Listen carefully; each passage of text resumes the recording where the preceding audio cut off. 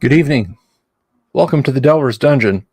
I'm your host, the Dungeon Delver, aka Bill Sylvie, but you can call me whatever you want.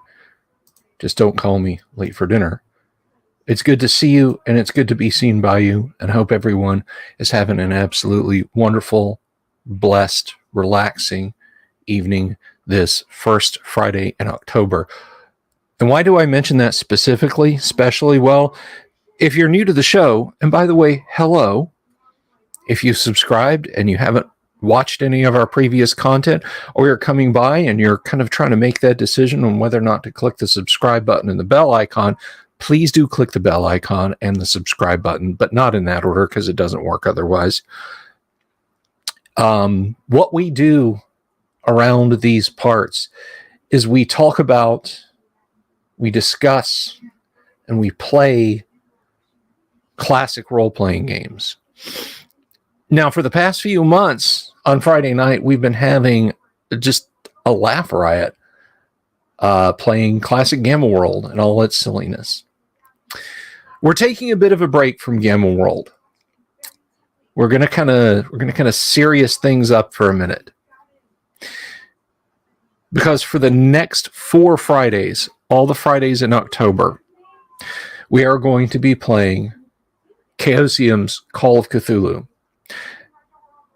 My players are ready. I have sent them pre-generated characters. We're kind of treating this like a short event. Now, if we were playing a long-term Call of Cthulhu game, and I just want to point out, if you're a fan of Call of Cthulhu, I dispute the idea that characters are disposable like tissue paper and you play them for a session or two and then that's the end of them.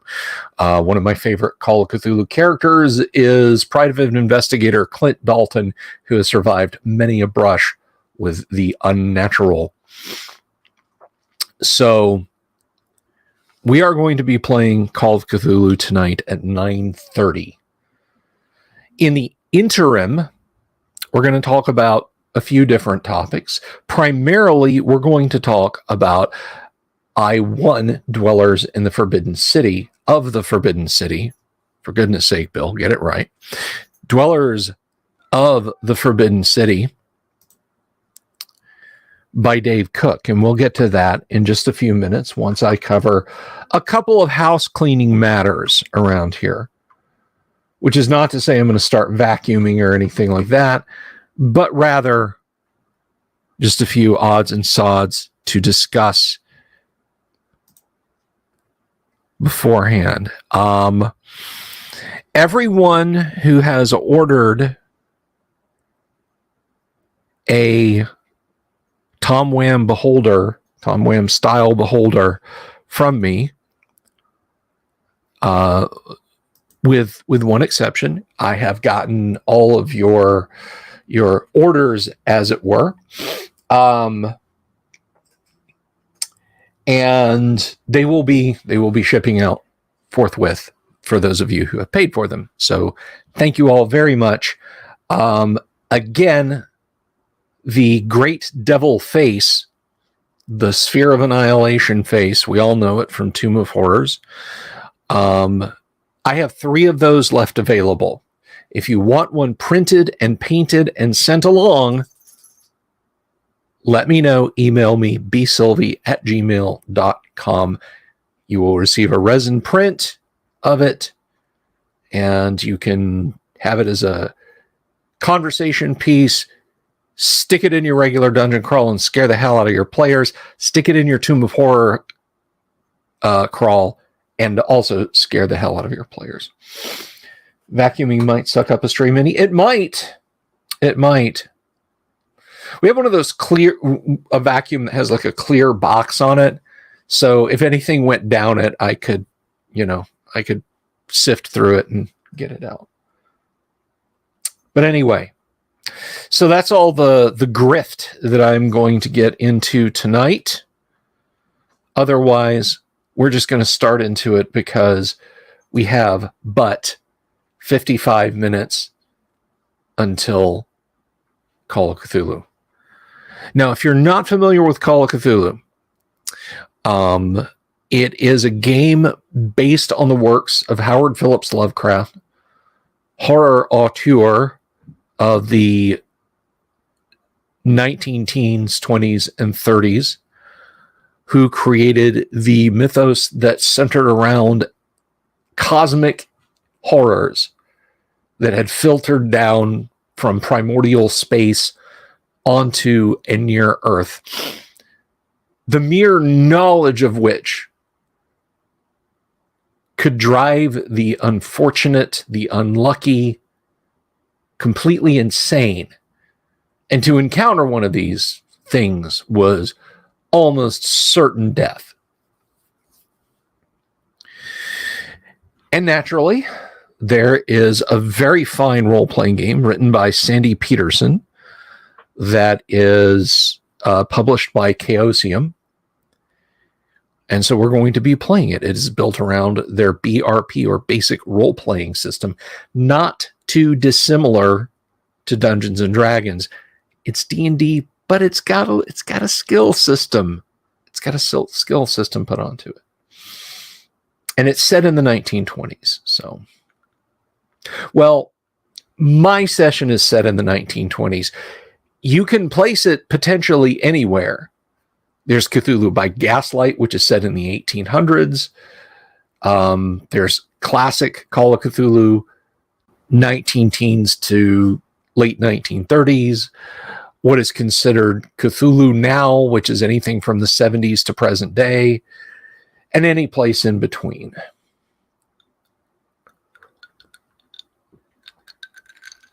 So without further ado, let's jump back to the dwellers in the Forbidden City.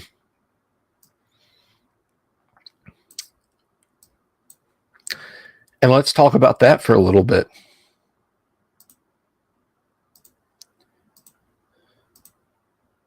So last night we looked at the pre-generated characters, which is a pretty hefty roster, although if you're running Dwellers of the Forbidden City as a tournament module, just something at home, at a comic book store event, however you're doing it, it does recommend just using the 6. And I completely understand that.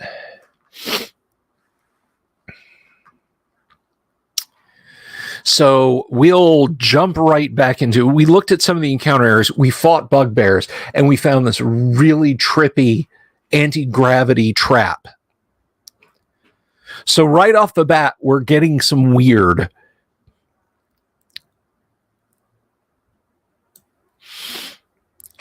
Of meditation. So there it is, and we talked about the smithy, the people you could free from the smithy. But of course, there are 12 Tasloi and a half-breed Yonti armed with a mace. Yonti are serpent men, serpent beings. They're not so much all snake, like human torso on a snake body with arms and a snake head. There are what are called abominations that are like that, but there are pure blood, which look just like people, except they might have a more sallow cast to their skin, serpentine eyes, just little things that just put you off. And so on. But we'll look at them at the end of the module. We'll go through the monsters.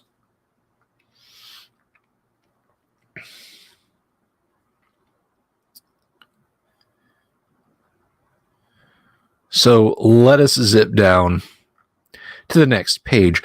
A8, the swinging bridge. I guess. The guardian of the bridge is Dean Martin. At this point, a large chasm intersects the tunnel. Neither opening has a ledge large enough to stand on, but both openings are connected by a swinging bridge. This is fastened at both ends by large stone rings set in the cliff face. The north side, first approached by characters entering from the outside, has no other features. However, the south end is well guarded. In the entrance are 2 subterranean lizards. 44 and 35 hit points each, chained to the wall. Beside them is a small opening leading to stairs going up. The passage leads to an opening 40 feet above the bridge. Watching in the opening are 6 Tazloi, who have collected a large number of boulders. When the party reaches this section of the bridge directly below the Tazloi, the creatures will begin to push boulders over the lip of the cave mouth. 3 boulders will be dropped per turn. The boulders will have a chance of striking equal to a 6 hit dice monster and will do 2 to 12 points of damage if they hit. Not great, not terrible.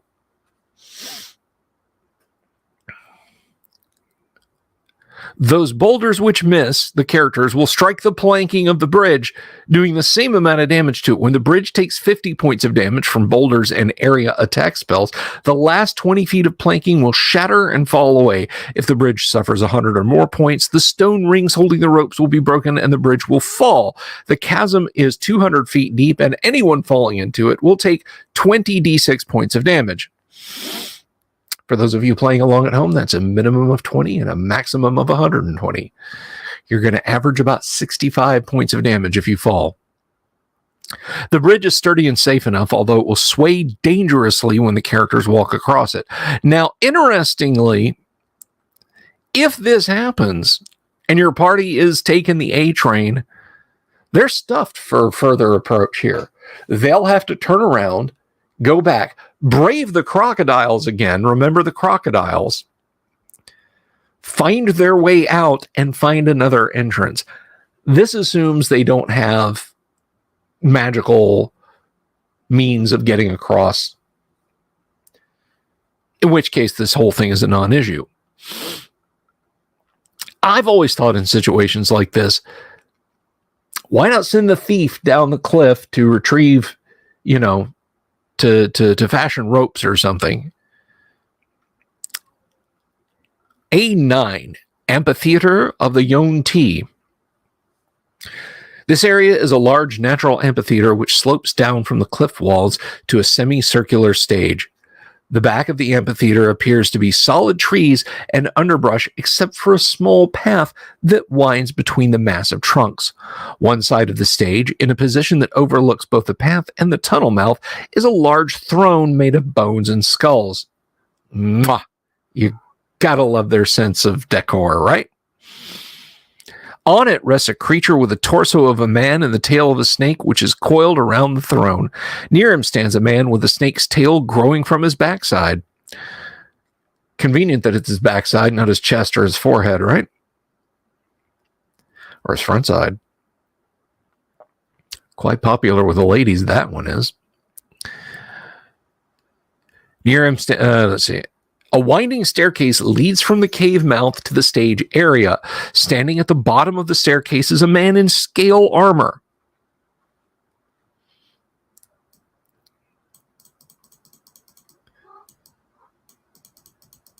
So 30 feet from there, 30 feet from the cave mouth on the stairs, is a snake creature with human arms.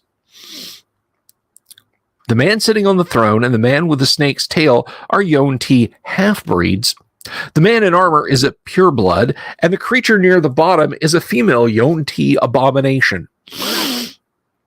If the Yonti are not surprised, they will attempt to cast spells at the party in the following order: Polymorph, Other, Darkness 15-foot radius, and Suggestion. Your cause is hopeless. Leave. And then there are other spells. See end of module.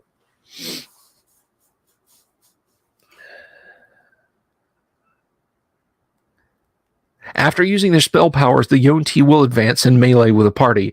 If the Yonti are in serious danger of being defeated, the Abomination and the Half-Breeds will attempt to slip into the dense wood through secret paths not marked on the map, while the Pureblood runs to Area 10, Hall of the Serpent God. And let us read about the Serpent God.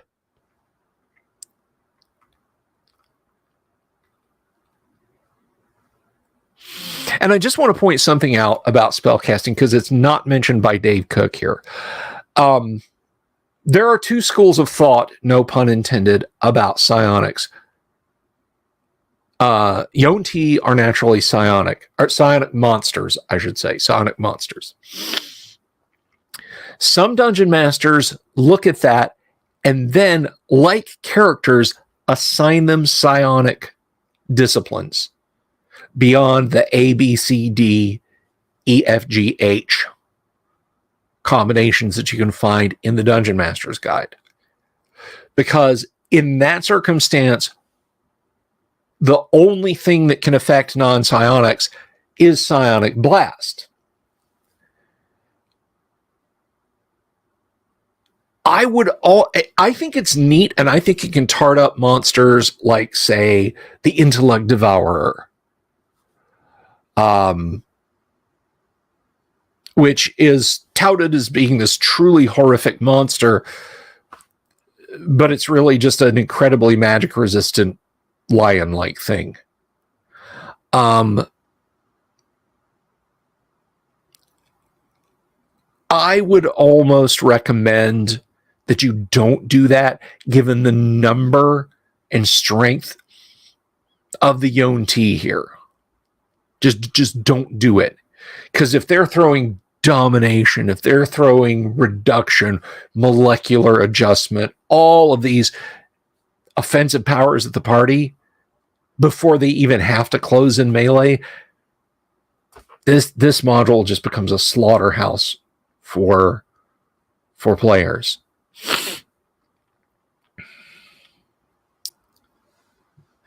The Hall of the Serpent God. The path leads to a large stone building. The stones are crumbling and overgrown with vines. The main entrance consists of a large set of double doors covered with bronze plates. These plates depict scenes of snakes coiling about men in postures of great agony. A bas-relief of a large cobra-headed man overlooks all this. Along one side of the walls is a small opening that a man might crawl through. The inside of the chamber is a large damp space cluttered with tumbled columns and beams. On the wall opposite the door is a young man bound spread eagle between two pillars. A giant snake is starting to coil around his body. Two snakes coming together, facing each other over a black sun.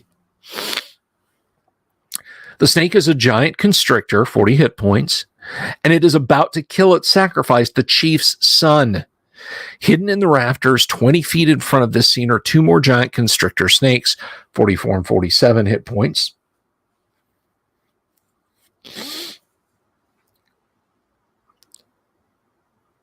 That will drop on the first characters passing underneath them. All attempts to strike characters being constricted will be at -4 on 2 hit rolls. Instead of giving all the Yonti psionic disciplines, replace one Yonti spellcaster with a psionicist. I'd have to see if the psionicist, if there's a first edition AD&D psionicist. If the snakes are slain before the chief's son is killed, he will gladly and willingly join and assist the party as best he can. Of course, he will want and need armor and weapons. He can provide little information other than his name, Zura, and the fact that this is the city of the demon men and their followers. Near the sacrifice area are 2 sacks containing 500 silver, 3 golden discs, each worth 50 gold, and a rope of climbing. Very useful.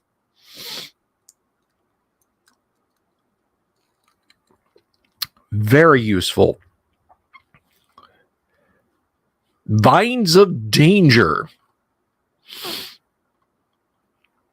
I don't think we're in any danger from vines since it got shut down. Vines of Danger. The second way into the city is to climb down the cliff, reaching from the top of the cliff wall at B, and we'll check the map out when we finish this page. Show you guys kind of, so you've got a sense of place.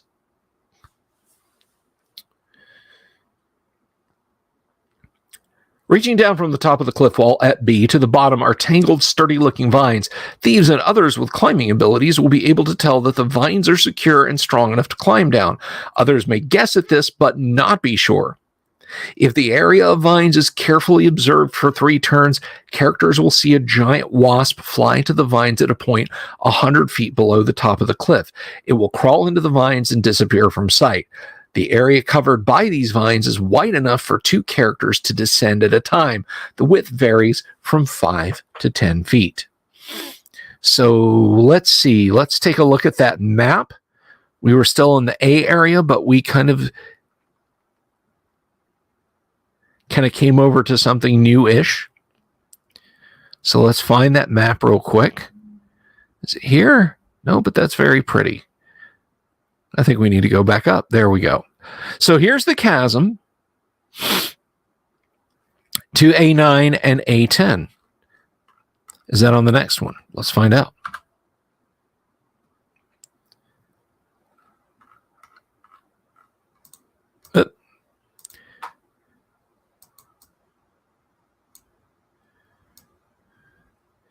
Let's see. Did we miss B?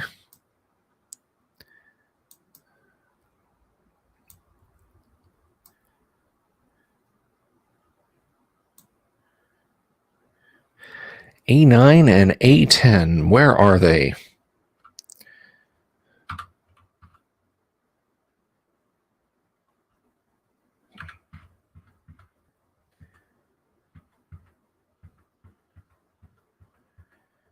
Maybe further down? No?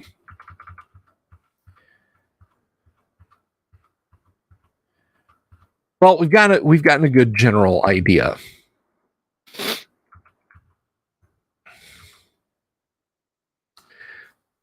All right, so there's our vines of danger. So at the point where the giant wasp disappeared is a small ledge, 5 feet wide and 10 feet long, where 4 giant wasps are building their mud nest. When characters approach within 20 feet, 2 of the wasps will fly out while the other 2 climb up into the vines. The flying wasp will attempt to sting any but the lead climbers. These characters will be attacked by the climbing wasps with bite and sting. Characters attacked while climbing will fight poorly, being at -2 on their 2 hit chances. Their opponents will attack at +4. Only one-handed weapons may be used, spells cannot be cast while climbing, and dexterity will not alter armor class. There is space on the ledge for 1 character to stand and fight. Very good information there. That's what I love about the classic D&D modules, is they'll put stuff like this in there that you can take to other places with you. I have characters climbing up a cliffside. How might they fight if they're attacked by giant bats or sturges or whatever? Well, right here. A character paralyzed by the poison sting of a wasp has a 50% chance of falling. Otherwise, they become tangled in the vines and will dangle there helplessly until the poison is neutralized. Hidden in one of the cells of the nest are 4 violet garnets, base value of 500 gold pieces each.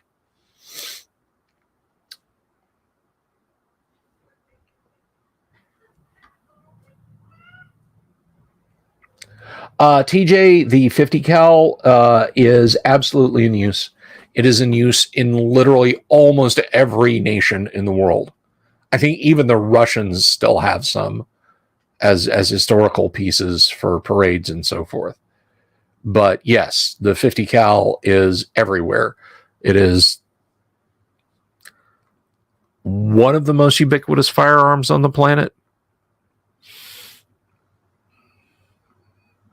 What's the old saying? God made men, John Brown made men equal. John Browning, rather. Main tunnel entrance. Use map C. The main entrance into the Forbidden City is one of the most commonly used by the inhabitants. There are actually 2 entrances into the city in this area. The one leading past the aboleth, spoiler alert, the one leading past the aboleth, and the main gate is made of worked stone, this being the largest and most notable entrance. The Yonti consider it the most likely point of attack on the city. Therefore, they have placed guards from the various races to defend against intruders. However, The guards here will not necessarily fight to the death. If the combat is going badly for the guards, they will flee unless otherwise noted and attempt to warn those at the next encounter area.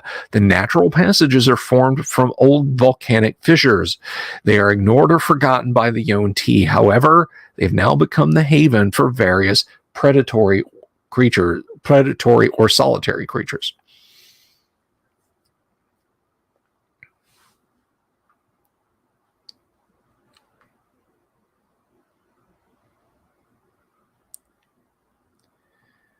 Then that makes it 1E compatible, Damien.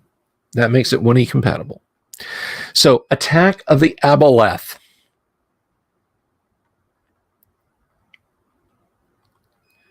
This guy's just bad news. What if a silverfish, but evil and giant, is essentially what you've got here?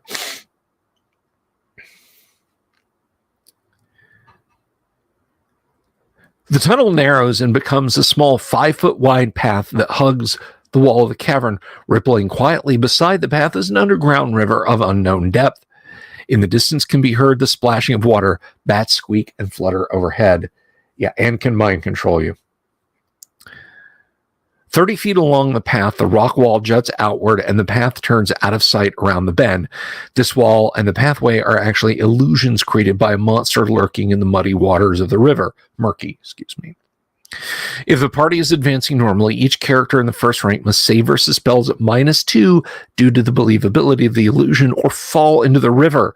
A cautious party probing the floor or taking similar precautions will discover the illusion immediately and see the real path leading to the waterfall. The creature creating the illusion is an aboleth. Now, I'm going to give full stats for this because I would be willing to bet not too many of you DMs or even players have run or encountered, respectively, an aboleth before. He's an interesting guy. So they move 3 on land, 18 in water, 8 hit dice, 42 hit points, 4 tentacles, damage 1-6 plus special attack, illusion, and enslavement. An amphibious fish-like abomination. Any creature struck by its tentacles must save versus spells, or their flesh will turn to a slimy membrane in 2 to 5 rounds. This membrane must then be kept damp at all times, or the victim will take 1 to 12 points of damage each turn due to the intense pain caused by the drying membrane. A cure disease spell will stop the change, and a cure serious wound spell will restore the victim's flesh. Aboleths are highly intelligent and can create realistic illusions if they concentrate on them. They can also try to enslave other creatures 3 times a day. This ability can only be used on one creature up to 30 feet away at a time.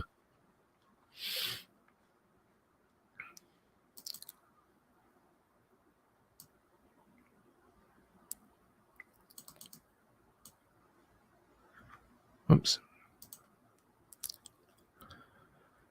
So opponents must save versus spells or be consumed with the desire to serve the aboleth. Enslaved creatures will not fight for the aboleth, but will attempt to follow other telepathic commands. Remove curse, dispel magic, or the death of the controlling aboleth will free any enslaved creatures. Finally, an aboleth secretes a cloud of mucus 1 foot around it when in the water.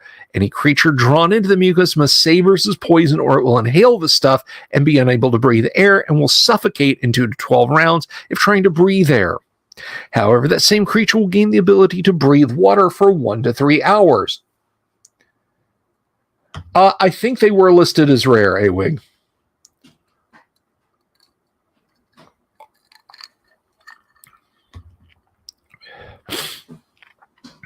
The aboleth lurking in the river looks like a shapeless mass, gray with blue-green mottling, obscured by the cloud of mucus, out of which will reach 4 watery tentacles dripping slime. The monster will first attack characters on the path, ignoring those in the water until later. It will attempt to enslave and carry off characters to serve it in its watery domain. If the creature has fewer than 10 hit points at the end of any round, it will flee downstream to the south. The aboleth is worshipped by the Mongolmen as one of their gods. Through a special arrangement with the Yonti, Mulgrimmen bring a sacrifice once a month to the Aboleth. Live offerings are taken down by the Aboleth to its underwater city, many miles downstream, there to be slaves. And what do we have next? C2. Can't wait till we get to C4. It's going to be a blast. I'm here all week, folks. C2, Waterfall of Fire. The tunnel opens into a large cavern and the river ends in a pool. The north face of the cavern is a cliff and rises 40 feet above the water level. At the top is a tunnel mouth and a small ledge area. Spewing from a fissure beside the tunnel mouth is a steady stream of water that cascades down the face of the cliff and splashes into the pool. Winding back and forth up the cliff face is a 3 to 5 foot wide path. At several points, it passes behind the waterfall. At the top of the cliff near the tunnel mouth can be seen 4 humanoid figures outlined by the light of a torch. And these are bullywugs. These are 1 hit dice, 5 hit points each. Damage 1 to 6. May hop 3 inches, gaining +1 on 2 hit rolls and double damage. 78% unnoticeable. Surprise 1 to 3 or 1 to 5 when hopping. Intelligent humanoid frogs.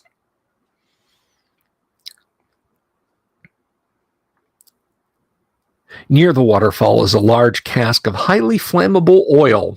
If the characters advance up the pathway, the bullywugs will wait until the party is underneath the waterfall and then spill the oil into the stream and light it. A flaming torrent will pour down from above. To aid the DM in handling this encounter, a small inset map area of C2 is provided on the map of the main entrance. All characters behind the waterfall will take 2 to 12 points of damage, save versus petrification for half, and have a 50% chance of slipping from the ledge and falling into the pool below. Because of characters landing in water, the damage taken will be half normal. Characters within 5 feet of the flaming waterfall will take 1 to 4 points of splash damage, save versus petrification for no damage. Yeah, if you thought Waterfall of Fire was like, oh, we'll see the setting sun through it and it'll be pretty. Yeah, no. The bullywugs are getting back some of their own for all of our conversation about frog legs the other night, guys.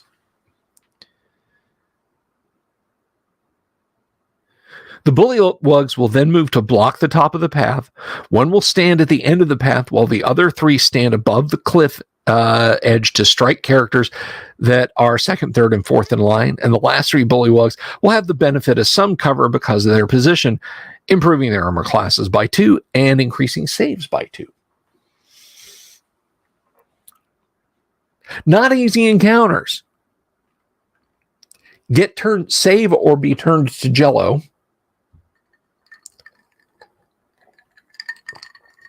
And then you have bullywugs with buckets of burning bile. It's just oil, but I had to stick with the alliteration. I was committed to the bit. And so this is map area C. Let's see. Is that where we're at? Attack of the Aboleth, Waterfall of Fire.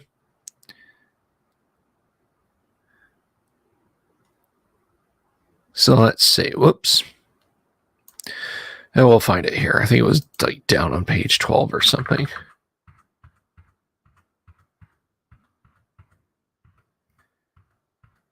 Maybe a little further down. So yeah, here's where you basically wind up fighting the Aboleth right here. And all the horrible things that can go wrong. At the Earth's core is a lot of fun. I still, though, my favorite, George Powell's Journey to the Center of the Earth. Man, I love that one. I really do. All right. Waterfall of Fire. We've talked about that. In the pool at the bottom of the waterfall are several offerings left by the mongrelmen that the aboleth failed to collect. A silver brooch worth 1,000 gold, 3 discs of jade worth 500, and a gold enchased incense burner worth 900. He didn't scoop those up before he scuttled off elsewhere.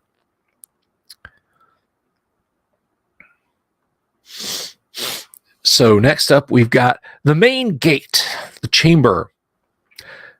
The passage widens into a large chamber dimly lit by phosphorescent fungi clinging to the walls and ceiling.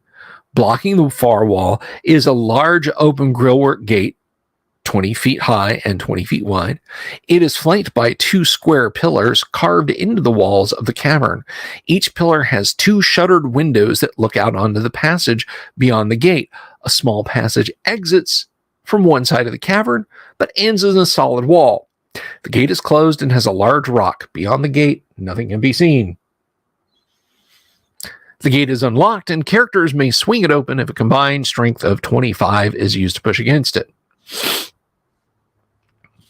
Now, I would say if you had somebody who was in this module rocking, gauntlets of ogre power and a girdle of storm giant strength, that they could do it. But that is such an edge case. Is a character so outfitted? Is he going to be in this adventure? Probably not. So just stick with a 25 strength to open. As they start to open, though, a trap will be triggered. It's a 20 by 10 wooden framework set with sharpened stakes and weighted rocks. It is hidden in a recess over the gate and is only visible from directly below. When it falls, it lands in the area indicated on the map directly in front of the gate. Characters under the trap will suffer 2 to 16 points of damage, minus 1 point for every level of armor class less than 10.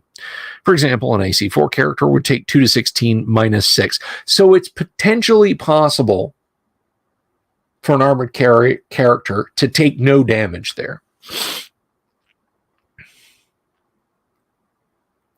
So an armor class 2 character will be minus 8. You're averaging 8. There's another question for you prospective DMs. In that case, when you're talking about rocks falling and everybody potentially dying, do you have magic items making saving throws? Or items in general making saving throws versus crushing blows? Food for thought, guys. Food for thought. There's a 75% chance that each character struck will be knocked to the ground and stunned for 2 to 5 rounds.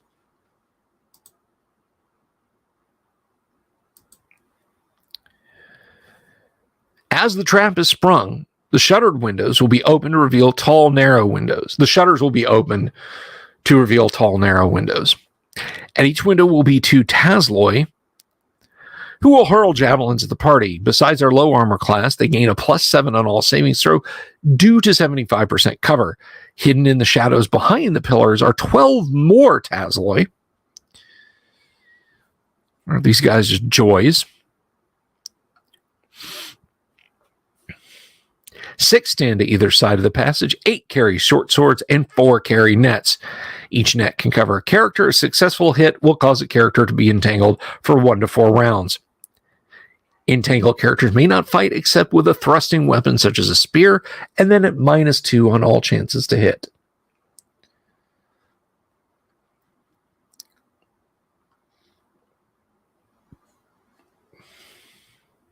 Their armor class is also reduced by 2.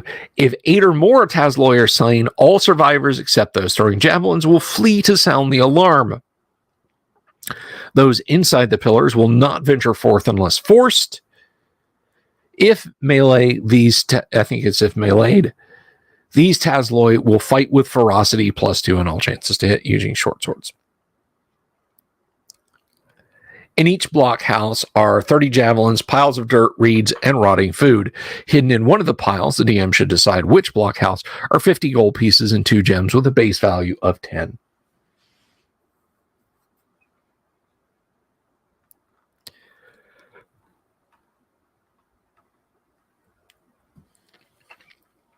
The secret passage. This small passage ends in a blank wall, which is actually a secret door for bypassing the gate.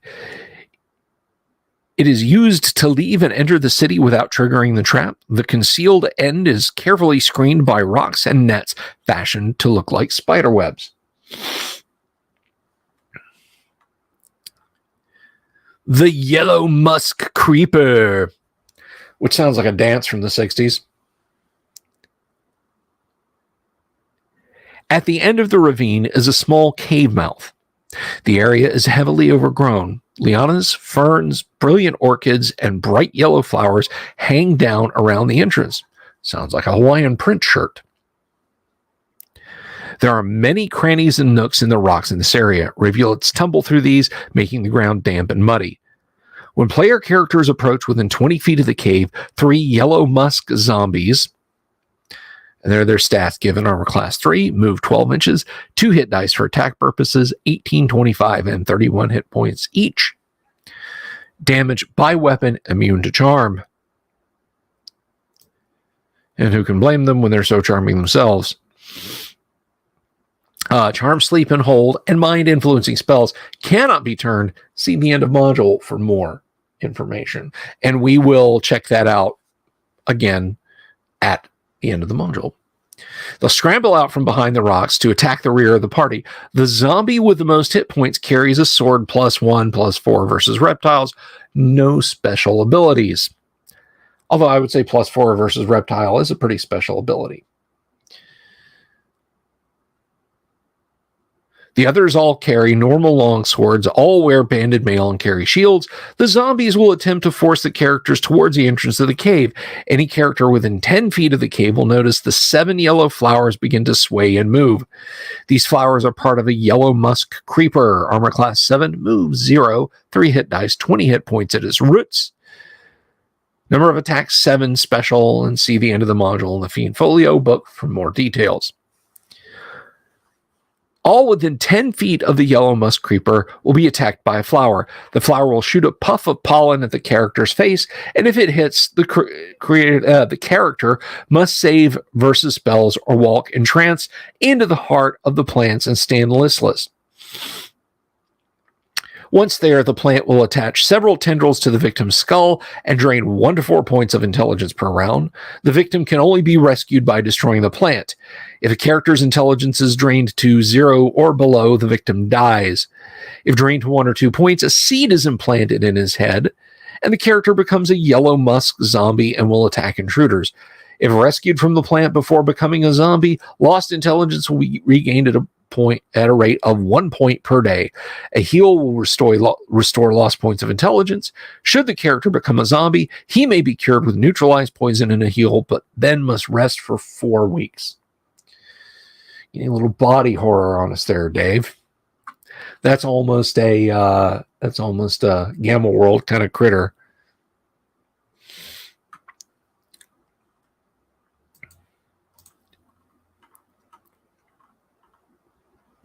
If any of the yellow musk zombies are slain and the body's not destroyed, a new yellow musk creeper will grow in that place within an hour. Therefore, characters may have to deal with more of these plants should they return this way. It is impossible to enter the cave without being attacked by the creeper. Hidden in the soil near the root of the creeper are 4 dried clay balls. Each contains a piece of incense of meditation.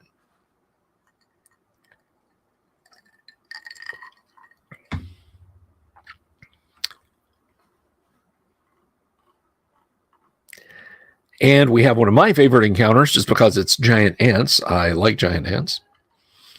The industrious ants.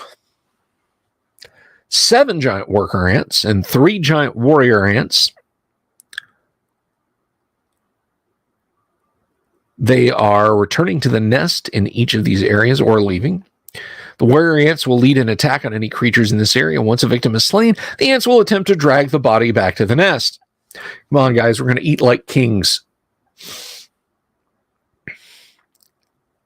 This area is the main giant ant nest. There are 30 giant worker ants and 10 giant warrior ants,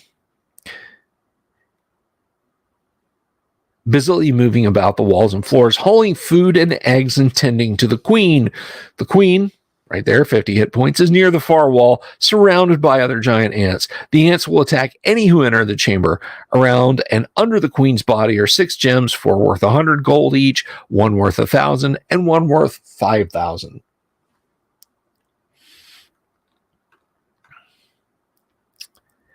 And C6, a hard bargain.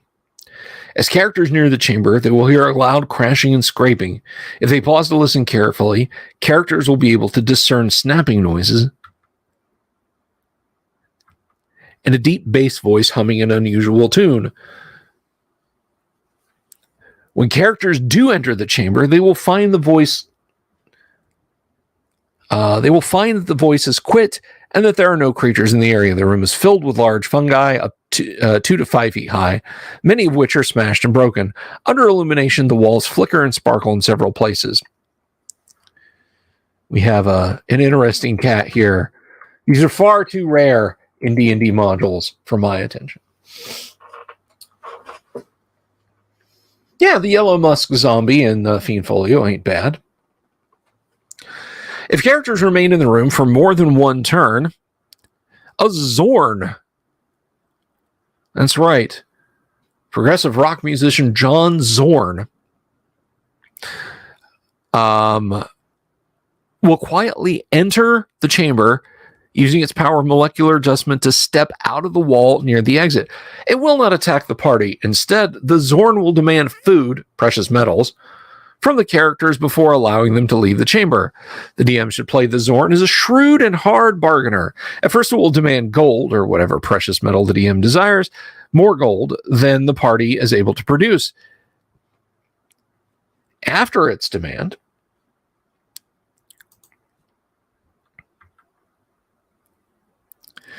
it will wait for the characters to make a counter proposal.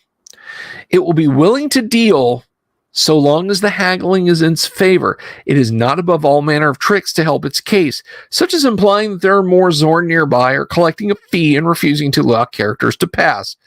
If the DM feels the party is not capable of defeating the Zorn, he or she should carefully try to warn the players that attacking this monster might be a grave and serious mistake.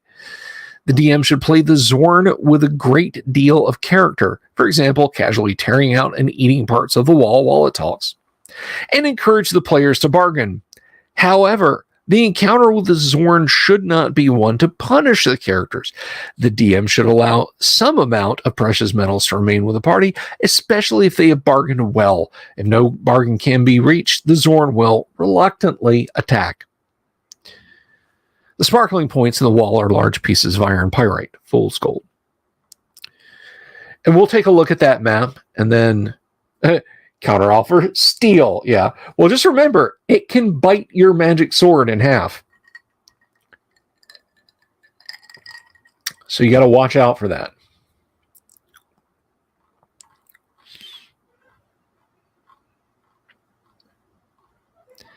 And there's the Zorn. A nice piece by Jim Holloway. Not great, not terrible. One of his better fantasy works, again, Jim Holloway, really good artist, love his science fiction work. His D&D/fantasy stuff just never did it for me. And we'll go down to the maps and have a look at the C series, and then we're going to pause the module read for the night. Because we've got stuff. We've got stuff and things to talk about, guys.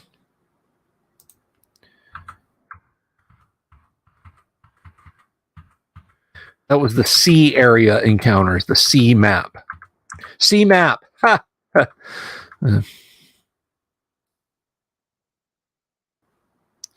So we're still in the C area map there. There's down here in this corner, there's the waterfall of fire, which of course takes place here on the map. There's that weird trap that can spike you in the face. So you kind of get an idea of how that works. we do have great old ones to summon. So let us go ahead and pause the D&D reading there. We'll return to it. Now, there seems to be a consensus on the rise in video comments and live stream comments. You guys are over there, that folks would like to see a deep dive like we've done with a module, but with deities and demigods. A book is a tall order, is an order of magnitude more than even the meatiest module we have yet to tackle. So I need to read the room. I need to know if that is something that you guys are really and truly interested in doing.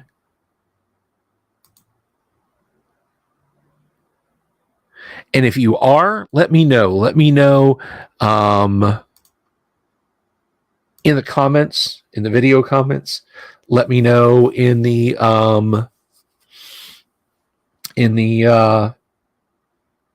Discord, because guess what? We have one of those too. We have a Discord. You know what else we have? We have an awesome community, and I care greatly about you guys. You tune in to hear me read the phone book. Well, that's awfully thoughtful of you, Dungeon Minister. If I do that 24-hour marathon live stream, that may be what you get towards the end. I have one person vehemently against me doing that. He's like, I don't want you to do that. I need you alive and sane. But that wouldn't be for months and months and months. It's like next year. Next year. Anyway. So if you want to hear and watch Deities and Demigods, unexpurgated Deities and Demigods, by the way, yes, Melnibone mythos. Yes, Cthulhu mythos. Then let me know. Let me know. Hit me up on the Discord. Hit me up in the live chat. Put a comment under the video. Some people definitely want to hear it.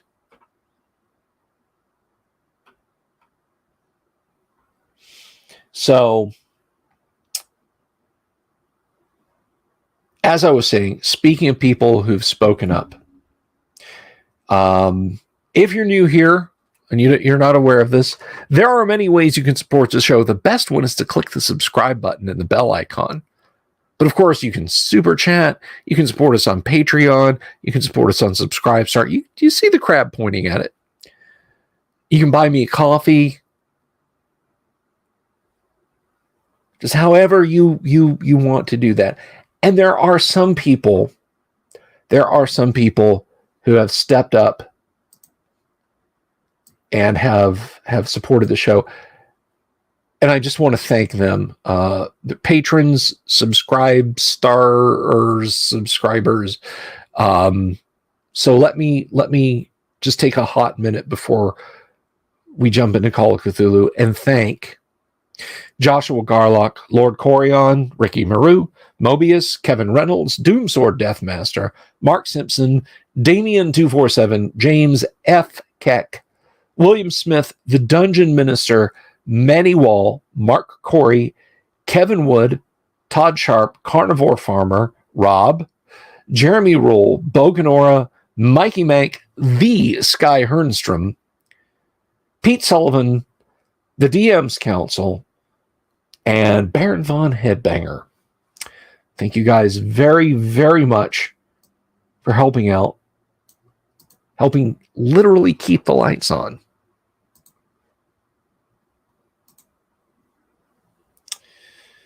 Could I put a poll up about which pantheon to cover? Let the viewers vote on which to cover.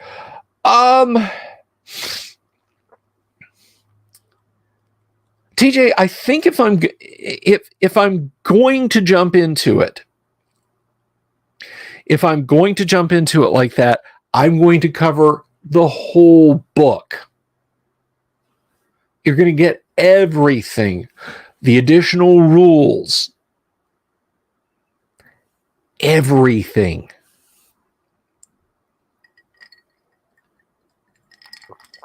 Unless, of course, the overwhelming majority of people just want it piecemeal, like you're suggesting, in which case, that's what I'll do.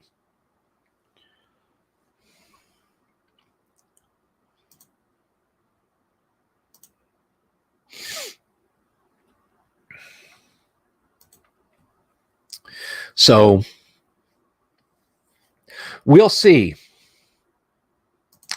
We'll see how that goes.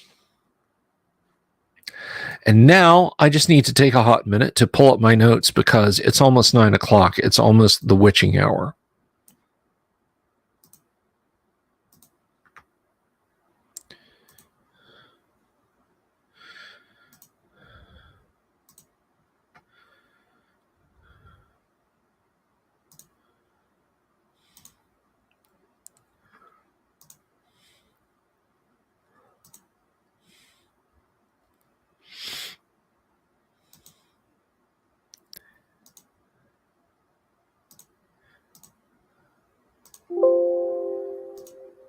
Sorry about that. Just getting a few things in order here. Good folks.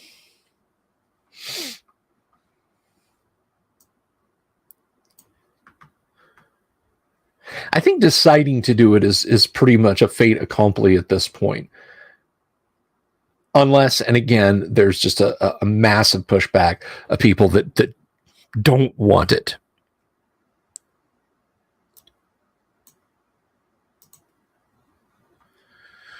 All right, so that's taken care of. And again, last reminder tonight, anyway.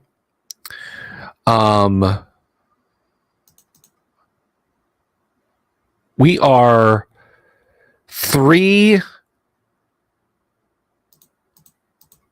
of the Green Devil Face wall tiles away from triggering that as a production run.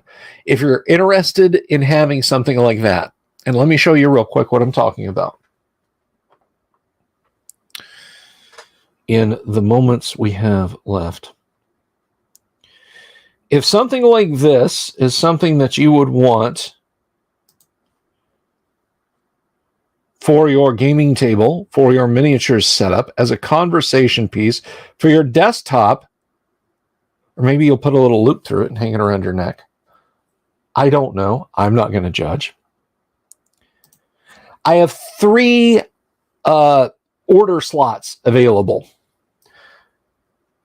You may mail me at bsylvie@gmail.com. Please put Devil Face or Great Devil Face order, your name and your address in the body of the email. Great Devil Face in the subject, your name and your address in the body of the email, and how many you want.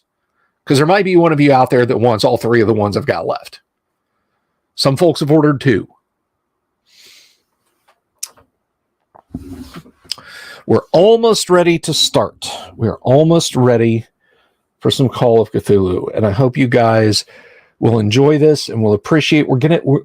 This is horror themed. We're going to get a little more serious than we do like on Gamma World Fridays, which is a laugh a minute. Somebody was like, man, your game doesn't sound like, your table doesn't sound like a lot of fun, based on a joke I made on Twitter.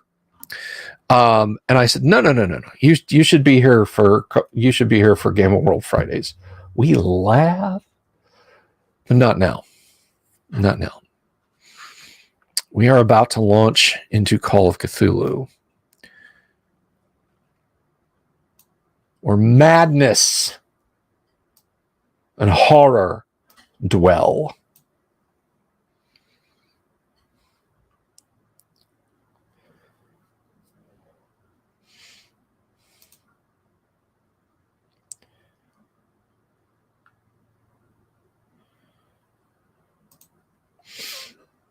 So, just making sure I have a clean place to roll my dice, my little dice rolling trace, and none go flying. And I suppose I just got to use the dice that came with the Call of Cthulhu boxed set from Chaosium, which is I really hope they keep on their catalog forever. It appears that everyone is here and that you are all just waiting on me at this point.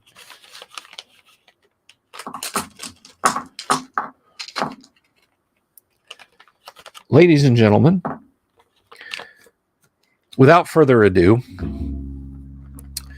let us welcome our intrepid adventurers, these studied and well-heeled and genteel fellows. Cast your minds back to the 1920s. America has seen its surge forward on the world stadium by participating in the Great War. The economy is booming. The dark places of the world are slowly being uncovered and explored, yet there's still so much of it that human eyes haven't yet seen. And unto that, we welcome Miles Worthington. Howdy. Danforth Taylor.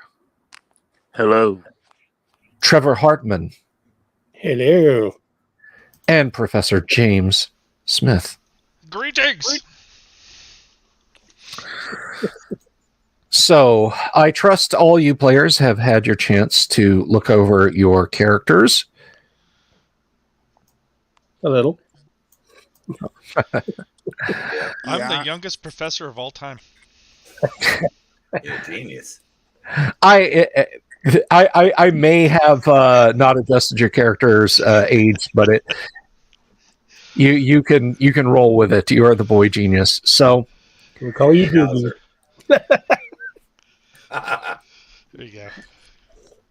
that's a serious tone. I'm so intent on getting for the Friday night games. Somebody has apparently already compared you to Daylight. Thank you, Vince.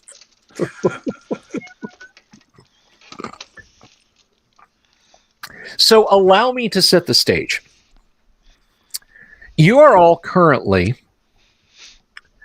in the city of Arkham, which is not very far removed from the hustle and bustle of Boston, perhaps 15 or 20 miles away.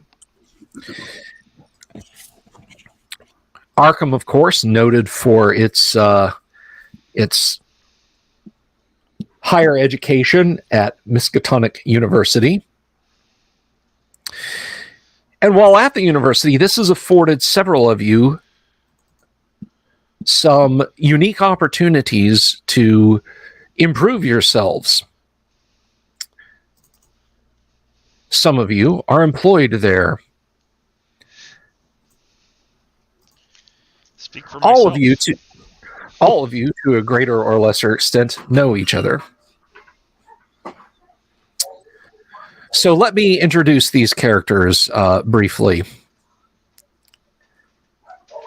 First, starting with Professor James Smith, age 26. I should point that out. Professor James Smith, age 26, not 16. Professor Smith is a professor of general sciences at Miskatonic. He is well-read, well-liked by his students, a grounded man who believes only in what he can see and hold with his own hands, yet also does not idly dismiss the beliefs of certain cultures.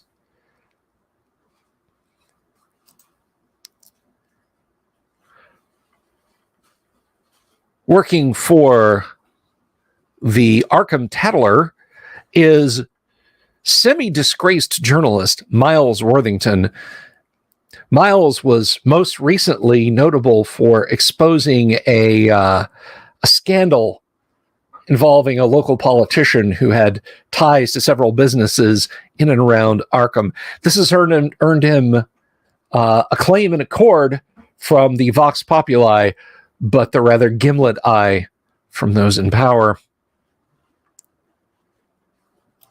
Big surprise that. Danforth Taylor is an historian and antiquarian. I'll get it. Third try is the charm.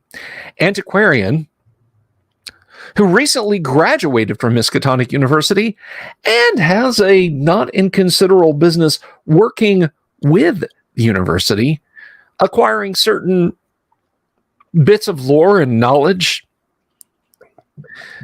Danforth has been in the dark, uncharted depths of swamps deep in central Florida, Louisiana, barren deserts, unseen by even the drovers, the cattlemen of the American West.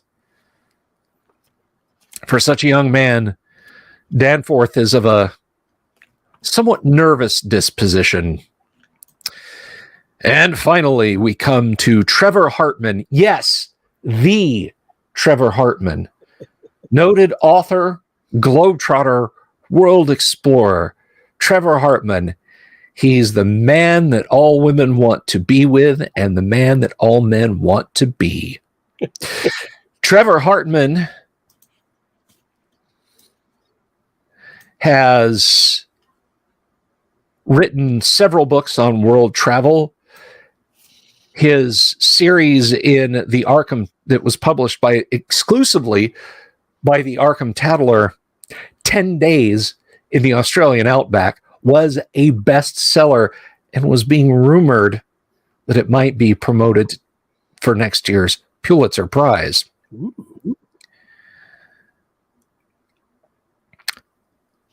There are not many places unexplored by Trevor Hartman and written about and read raptly by his audience. Yet despite all this, Trevor is not a boisterous man. He's not an egomaniac, which just makes him all the better liked.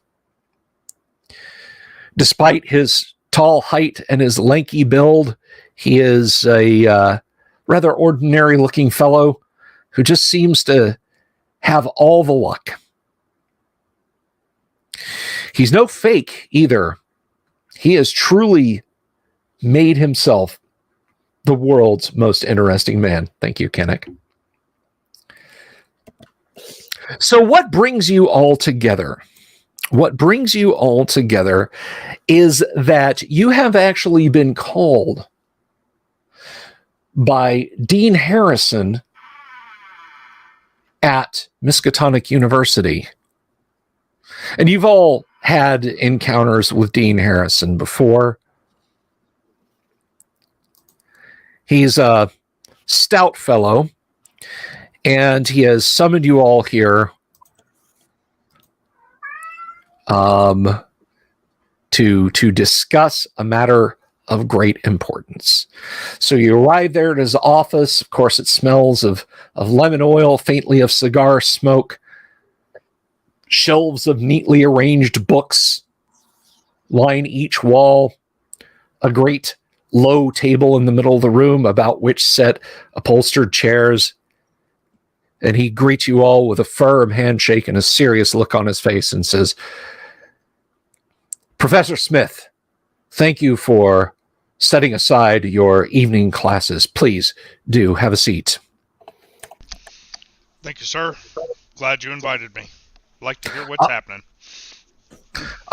Danforth. Without you, we couldn't have recently opened that recent exhibit on the Panoptic Scrolls. Please, come in, have a seat. Of course.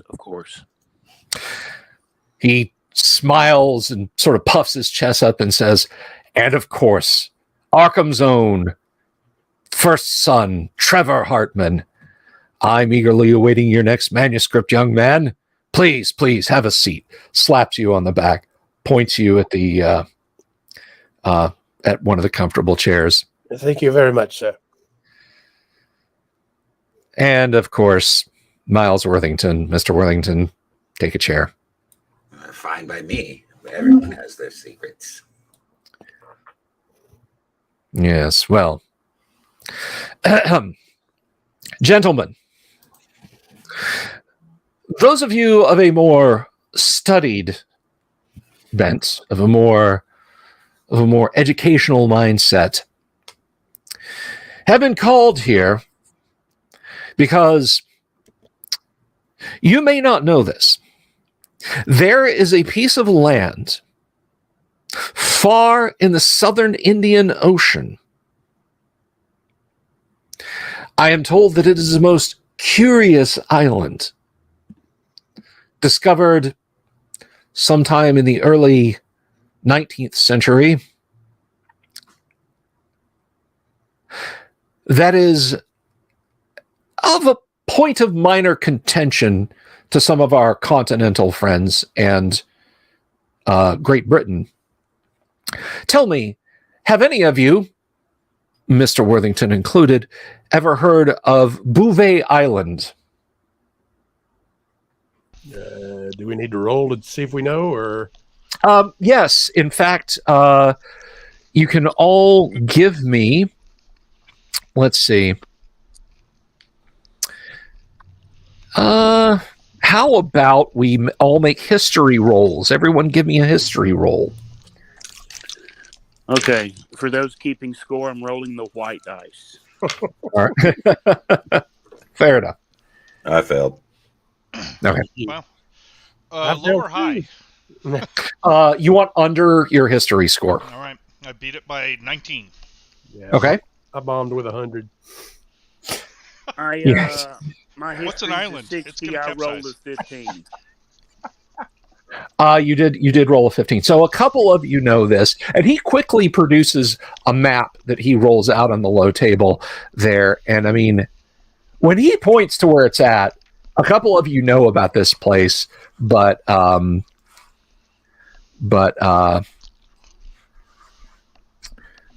other two of you are just like, huh? And he's pointing to an island that seems to be, by your measure, the most remote place on that map.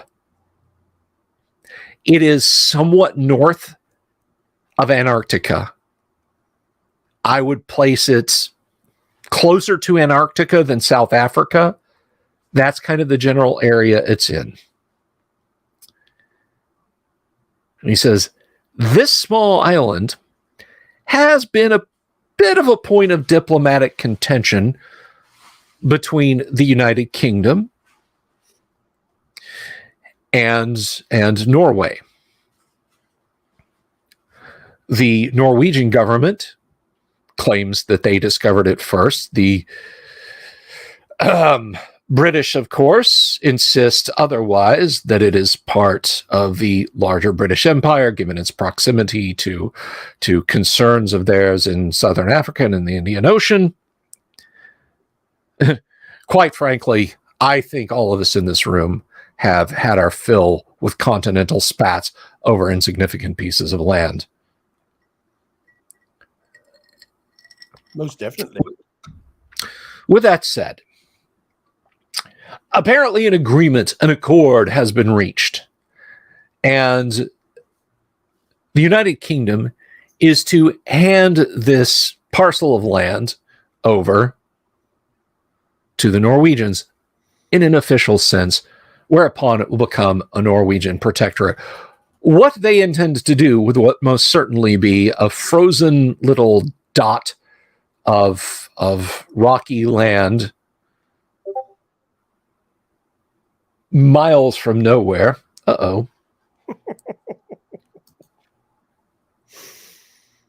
That wasn't me. It wasn't me, I don't think. Yeah. Hello, Aurora. Aurora Williams, thank you for listening in. At any rate, this rocky parcel of land is to finally be formally exchanged between those two governments. It is our own nation's diplomatic prominence after the Great War that has placed not just the United States, not just the state of Massachusetts, but gentlemen, Arkham University itself in a unique position to be part of this admittedly minor historical occasion. Of course, as you know, our university ever seeks to expand its knowledge, its library of information regarding some of the remote and obscure places in the world. And quite frankly, I cannot imagine any place more remote or obscure than this Bouvet Island. The United States has graciously offered to our cousins across the Atlantic the opportunity and ability to travel there directly for a handover ceremony. That is, the British flag will be ceremonially lowered and the Norwegian flag raised. To be quite frank with you, I doubt if either of them have a flagpole on the island. But be that as it may.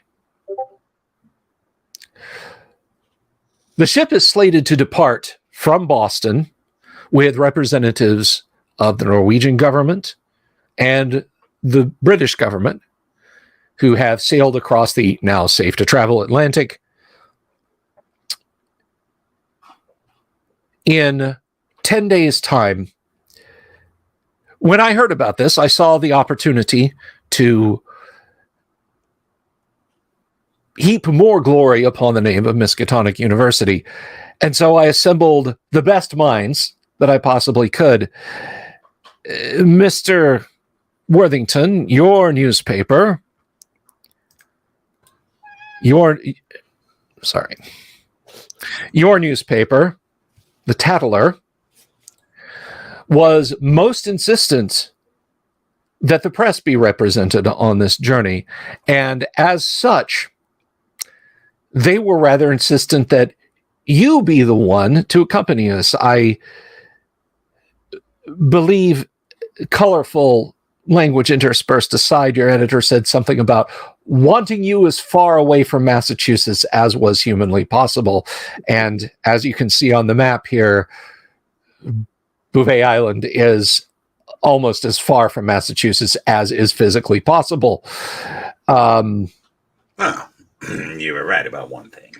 That is my newspaper. Of course they want the boss gone. We shall see. Yes. Well, be that as it may, I would greatly hope that you would all agree to this. Of course, there will be recompense. Now, Mr. Worthington, any personal feelings I might have about the Tattler or your journalistic endeavors aside. My journalistic integrity, you mean? Yes, integrity. The university is prepared to pay each of you not less than $1,500 each to journey to the island, get some quotes, take some photographs, show them that the United States of America has a hand in international affairs beyond simply sending our boys to do the job that their boys wouldn't do. We are a scientific country. We are an expanding country. We are a growing country. And as I said, I have assembled the best minds, and one of the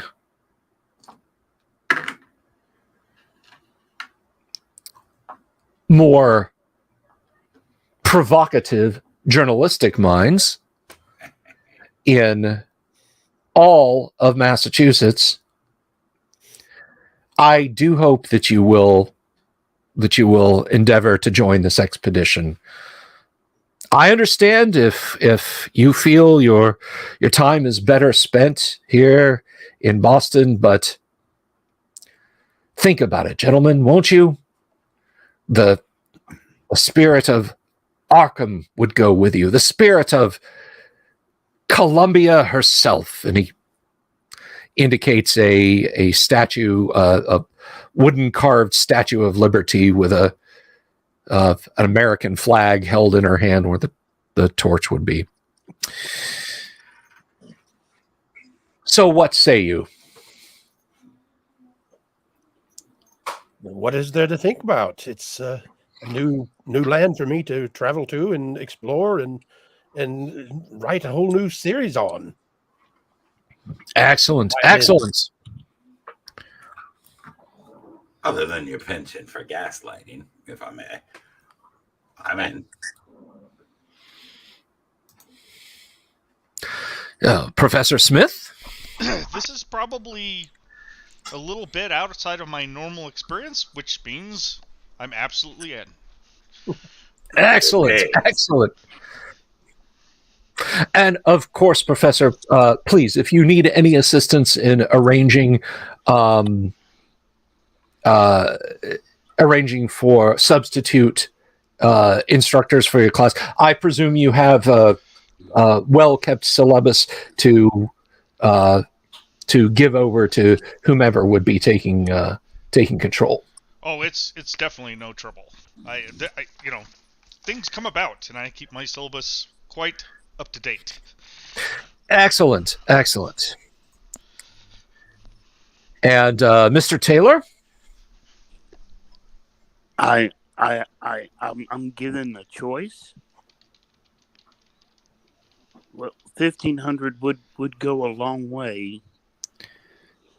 I'll go. Well, I won't lie. The Regents did balk a bit, but given the remoteness of the area and the monumentous potential here, part of a settlement in this new era of peace that we have entered between two nations, I insisted that you all receive proper recompense. So since you're all in agreement, I think a toast is in order. Yes. Something to refresh the palate, I believe. He wheels a tray over to the table and pours you all a glass of claret and Water, toast. No, I'm sorry? Water, please. Danforth requests soda water because whiskey his stomach is bad anyway, so it's not good for him to drink. Well, I mean, claret is like red wine. So, but if you still insist on water, yes, he will get a couple of waters for you. I prefer water. But, Do I get to know you? But of course. So he pours a few glasses, raises a toast, and says, "Now, if there are any reasonable resources here at the university that can be of any help, please don't hesitate." You mean aside from yourself? Pardon me, sir? Oh, I just mean resources aside from yourself, right? So we should come to you first if we have any concerns or any necessities, and then look elsewhere. Just see my secretary, and she'll bring me any messages from you about anything that you might need. Yeah, perfect. Thanks for the clarification. That's about what I expected. You're quite welcome. I do have a question, Dean. Yes, of course. Will we still be outfitted where you normally send me on outings to the Woolworths? Oh, yes, of course. Any outfitting required. I am made to understand that the mission that is proceeding from Boston 10 days hence is quite well outfitted. They're traveling in a steamship fully stocked with all sorts of cold weather gear and such. In fact, perhaps a week before your departure, you'll meet the captain. They're apparently seeing to some last-minute issues regarding the diplomatic matters in Boston. Lots of cables coming up from Washington, D.C., don't you understand? But anyway, to your preview... Sorry. Please. No. You continue. I would like to gather some information about this island beforehand. Any recent material that has been gathered by other scientists and explorers. Of course. You have the university's library at your disposal, sir. Thank you very much. In fact, he fishes into a waistcoat pocket and says, "Here's the key to the library. The library general. Any specific volumes of a singular nature, you'll have to access when the library staff is there. But if your research takes you past gentlemanly hours, you can still access the library." And he hands you the key. Thank you so much, sir. I move toward Mr. Trevor Hartman and tell him we pay handsomely for leads. You see anything suspicious, you let me know. Of course. Yeah, he's the dean is talking to Smith and Taylor, so he doesn't catch that that little exchange. Sweet. I'm gonna make my way to my newspaper, of course, and look through the files and see if I can determine anything about this island, at least in terms of news, tabloid relations, anything like that. So, sir, do you have any details regarding occupation of the island?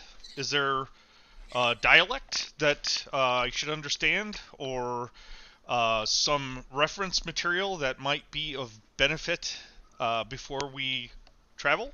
Or is this largely deserted? Do you know? To be completely honest with you, I've been so caught up in the preparations, of course, given the month, how busy things can become. We are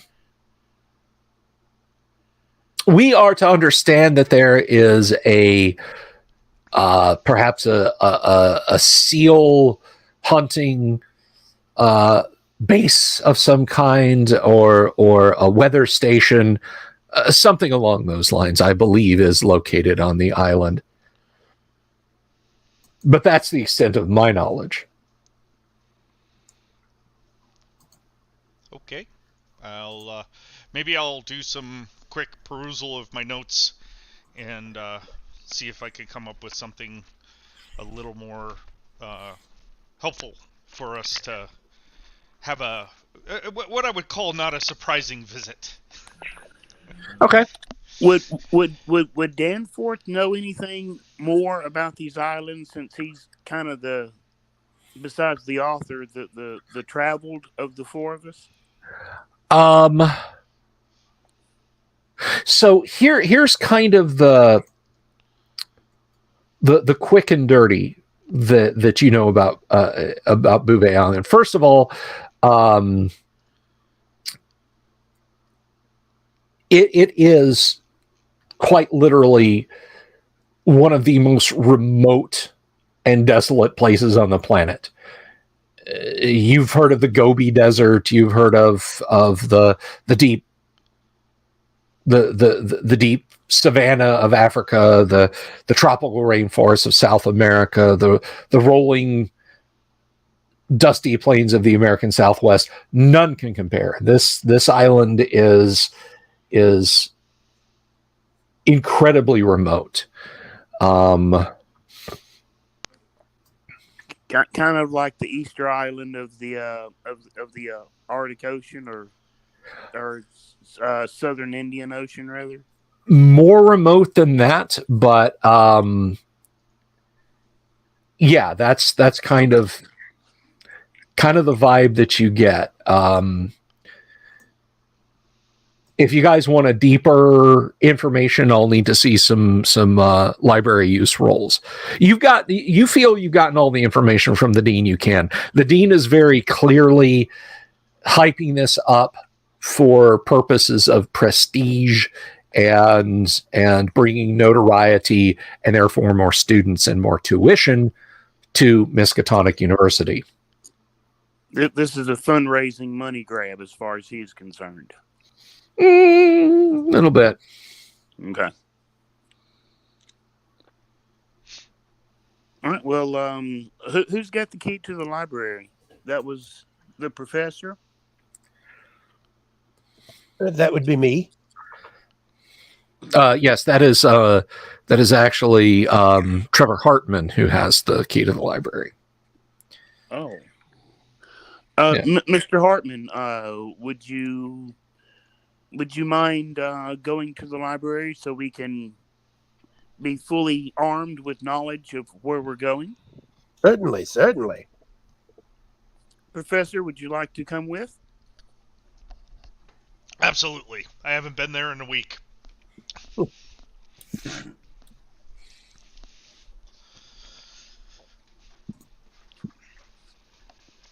And the Doomsword's character, the reporter, is still with us, right? Or did he go back to his offices?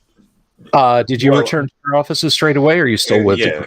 I figure it all happened about the same time. At this point, while a conversation like that is happening, I'd like to bid these guys adieu and make my way back to the Arkham Tatler and see what I can dig up over there.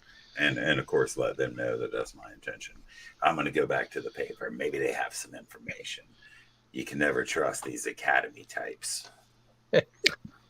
Okay, so you go back and you essentially start to look through the back pages now. Now, the Tatler itself is not the oldest paper of publication, but it does go back to prior to the Civil War. So you have got a good amount of research. Oh, good Lord!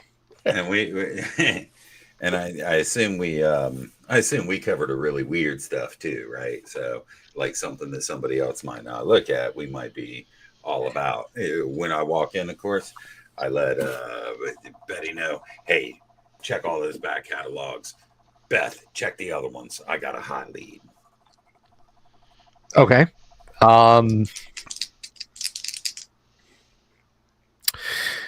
So let's see. Danforth. Present.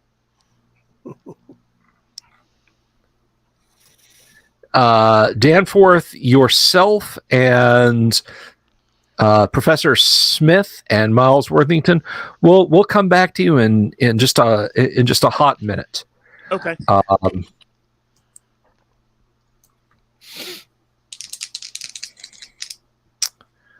So I am going to need you to give me there, if you would, Miles. Give me a.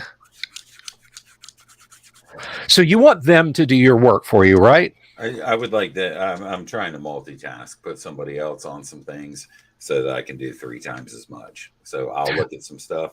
They look at some stuff. Okay.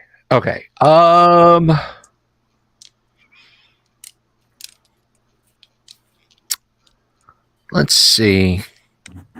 Well, give me a fast talk roll to try and con them into doing your dirty work, because they're, like I said, you're a little toxic, to use a modern day term around the office. Yeah, of course I am. And that's because they don't like the work. I made it by 13. You made it by 13. Okay. They seem amiable to it. in exchange for dinner before you go off on this crazy wild goose chase. I'm sure they know I make promises and don't keep them. Of course they do. You need to give me a library use, and I'm going to give you that at twice value because it's very easy, because you are looking at indexed stuff. Yeah, it's still a fail by 6. Ooh. Okay.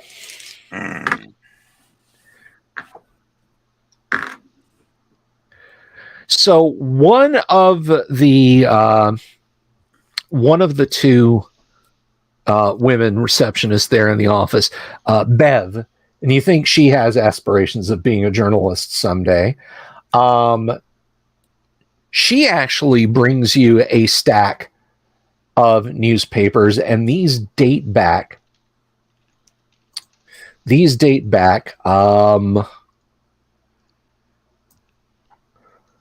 And you're just talking about literally like a blurb that came from a reporter that probably rode on horseback up from Boston to deliver this, or it came on Telegraph or something. And it just reports sailing vessel visits remote island.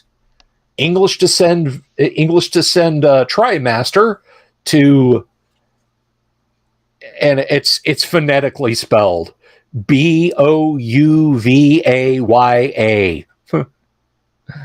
island in southern Indian Ocean. Hopes to establish seal trading post. That's it. That's all you get. All right. Yeah, that's good enough. Give me a spot hidden roll, please.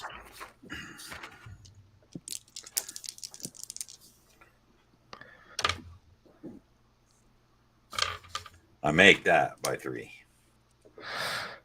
Okay. As you're poring over this, looking at it, you've gotten a world atlas out. You're looking at where this place might be on the map. You see something out of the corner of your right eye. You've got that ground floor, and everybody likes to come by and gawk at the reporters as they work. You find it incredibly distracting. The newspaper thinks it's good PR, but they can watch people doing typesetting and people writing articles and rushing to and fro, and it just makes you feel like a goldfish. However, that is what they do. And out of the corner of your eye, doesn't help. Out of the corner of your eye, you can definitely tell someone is standing outside looking straight in.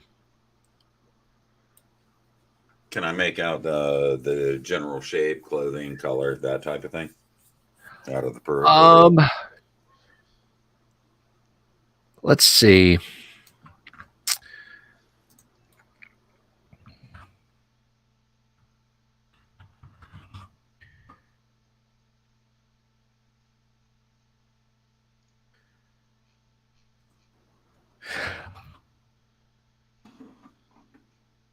What is your dexterity? Not very good. 9.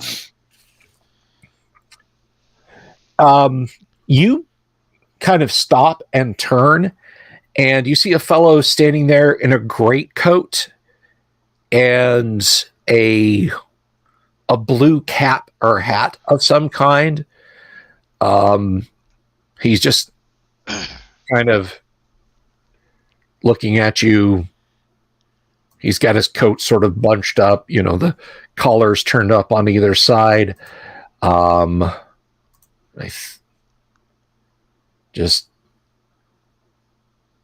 as soon as he sees that you've looked at him, he kind of hunches up and turns around, and he's walking down the street. Right. I'd like to make my way out of the place and come out of the building and go around the corner and see if I can spy him. Okay. Give me a luck roll. There's still a few people in the street. It's not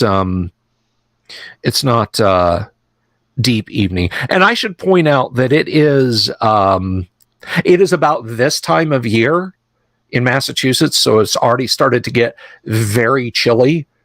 So most people are wearing coats and hats of some kind. So go ahead and roll your luck. I made that by 11. Okay, so as most people are getting into or out of cars on the street or walking in and out of buildings, you see a fellow with a slight limp making his way down the street, sort of looking back and forth, glances over his shoulder, and clearly doesn't see you as you're standing there.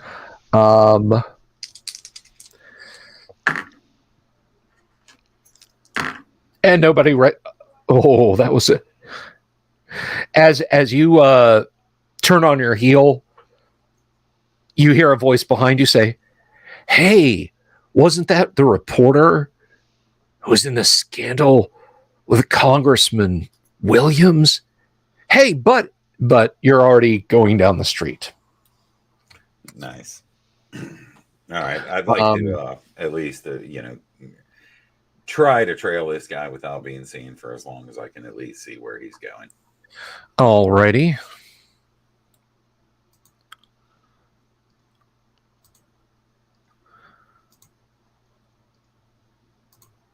So that is going to be, you know what? We're going to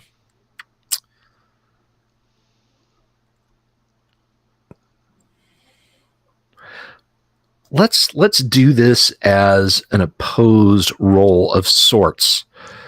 Roll percentile dice. Tell me what you get. Roll fucked up. Sorry. 84. 84. Okay.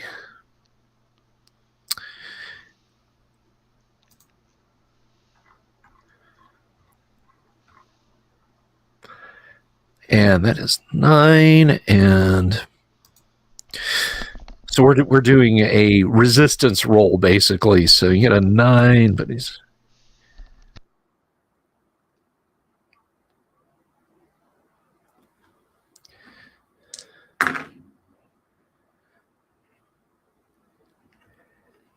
yeah, you're trying to stay behind him unseen, but he's got on, like I said, he's got on a heavy coat and a dark hat. There's a point at which you're far enough between street lamps as he rounds a corner, and as you round it, he's gone.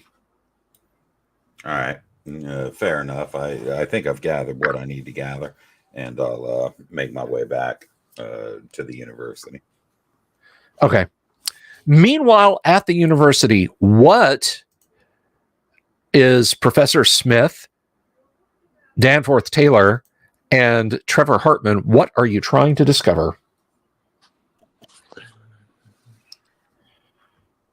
Trevor's just basically looking for any kind of notes or research that has been done on the island itself. Possibly what other civilizations may have been there at one point in time, if anybody has gotten any of that information. Okay. Library use rolls from all of you, please. Okay, and Danforth is going back and looking at old ancient maps to see if that island is on any of the ancient maps. Okay. It's been a while since I've been in here. I can't find anything. I rolled a 66. 6. And you have to roll below your library number, right? Yes. Yeah, that did not happen. 88. I got a 10% and I got a 26% use, so I succeeded. All right. Okay. So, what are you specifically looking for? I'm looking for any story or narrative regarding notable events or let's just say native buildings on the island? Okay, so this is what you discover. It was discovered on the 1st of January, 1739, by Jean-Baptiste Charles Bouvet de Lozier, commander of the French ships Algie and Marie. Bouvet, who was searching for a presumed large southern continent, spotted the island through the fog, and he named it, named the cape Cap de la Circoncision. He was not able to land and did not sail all the way around the island, and thus was unsure if it was an island or a part of a continent. James Cook's voyage in 1772 attempted to locate the island, but also failed. It was spotted again in 1808 by James Lindsay, captain of the Samuel Enderby and Sons snow whaler Swan.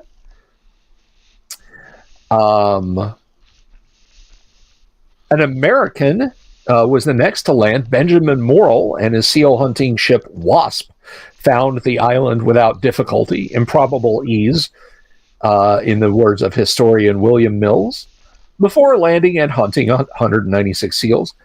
In his subsequent lengthy description, Morrill does not mention the island's most obvious physical feature, its permanent ice cover. And then on December 10th, 1825, George Norris, master of the Sprightly, landed on the island, named it Liverpool Island, and claimed it for the British Crown. Now, here's where things get a little bit interesting.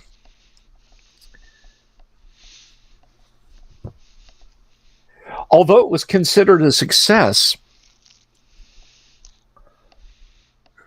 after returning home, a series of ill fortunes began to befall the command crew of the Sprightly. One of the officers went mad, set his house on fire with his wife and their 5 children in it, and he himself was found naked, unburned, and hanged by his own neck from the rafters of the building. The first mate of the ship, at a church service some 6 months later, unrelated, stood up, started shouting, ripping up Bibles and hymnals, and before he could be restrained, drew a small revolver and shot himself. He survived for 13 more days before finally falling dead on June 6, 1866. I'm sorry, 1826. 1826. Captain Norris himself took quite ill and was never able to sail again, succumbing to some undescribed illness, simply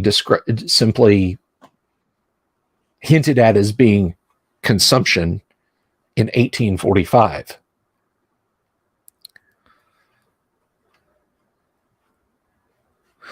Give me a SAN roll, please.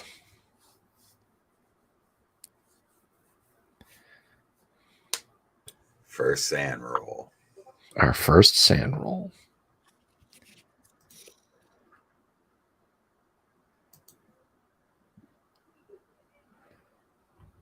Did you make it? Are you muted? I'm muted, damn it. I have a 75 score and I rolled a 26 or 23, so I assume that's a save. Oh, that is a success. Yes. Yeah. That's wow. That is unsettling, to say the least. I'm totally unaffected by all this really terrible things happening to people. Yeah. Well, there's something you don't hear about every day. Right. Better him than me, right? Yeah. Do you relate this to Danforth and Trevor? I do. I tell them that there was some early on there was trouble finding the island, and then eventually it was easy to find, and lots of problems come about after occupation. But that's the only mention of anything gruesome with regard to the island specifically. Right. Is there a way we can look in maybe look in the library for any notes of manifest related to these ships for somebody that might still be alive? Obviously, it'll have to be the later expeditions.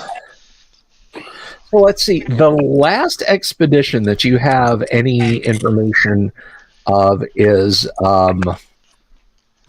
like 1845.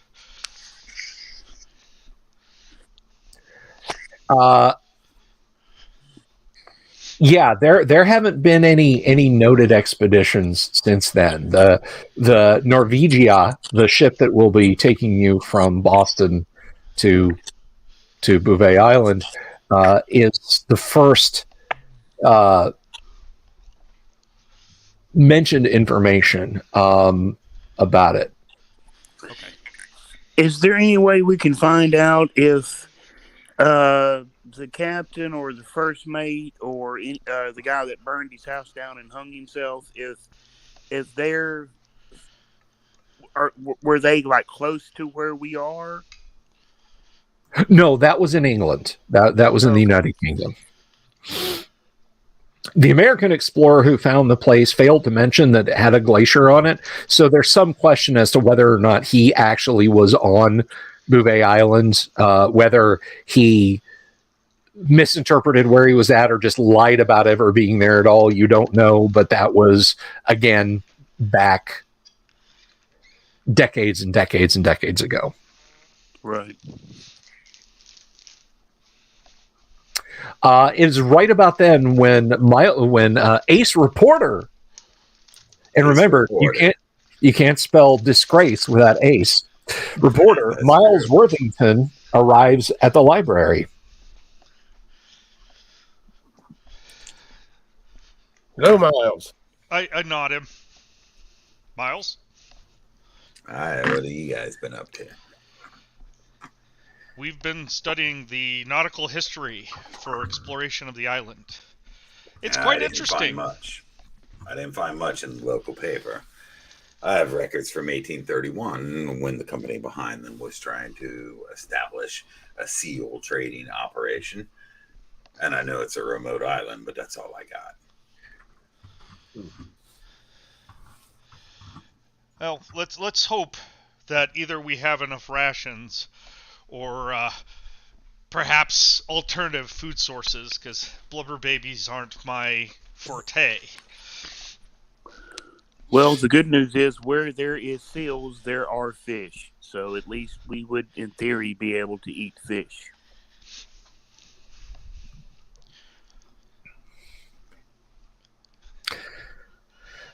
Okay. The library is closing, but you've been given a fair amount of latitude. You do have a key. The librarians seem to know that you're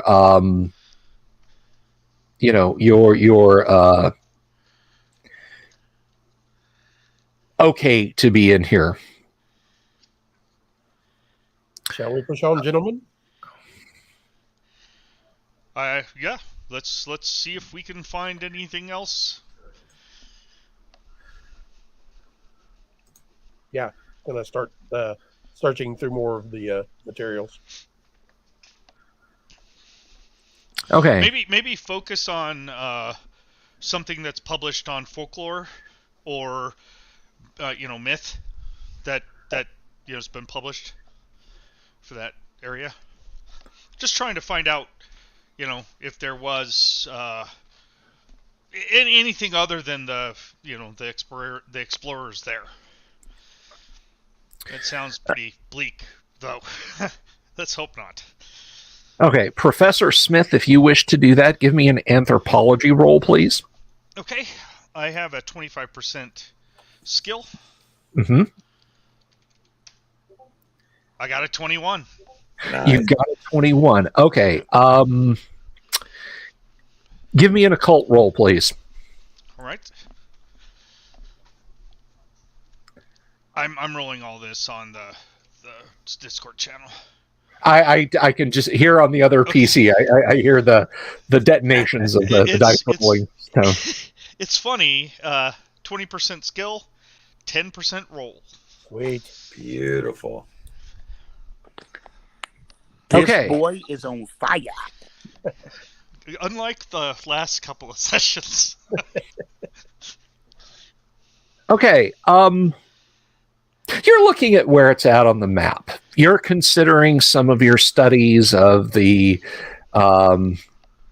necrotic fragments, your occasional perusing of the mysteries de Vermis, the occasional talks with more febrile minds about certain controversial passages in the Necronomicon. And you start to think about the stories of ancient and forsaken Leng, and how even the legends of those spoke of the Dzang Dzong, or as spoken in the hideous tongue of the ancient Chocho Indians, the places that are forbidden. And you wonder just for a moment if there is any truth to that. Give me a SAN roll, please. Sure thing. Thank you. Wave of mutilation. Oh, I failed that. 75 Uh-oh. skill, 99 roll. Okay, that's going to cost you a D2 SAN, because looking at the alignment of that on the map and certain latitudes and rumb lines and so on, aligned with the Asian continent, you kind of feel as if someone had stepped across your grave. Oh, you're going to roll it? Okay, cool. Yes, so that is 2 points of sanity. Right, You're down to like, 73. Cool anymore. yeah, you guys look over, and the color has left Professor Smith's face, and he's you're just he looks like he's eaten a bad boiled egg or something. Professor, are you all right? Oh, quite disturbing. Quite disturbing. Maybe we should peruse other. This one, not so comfortable with.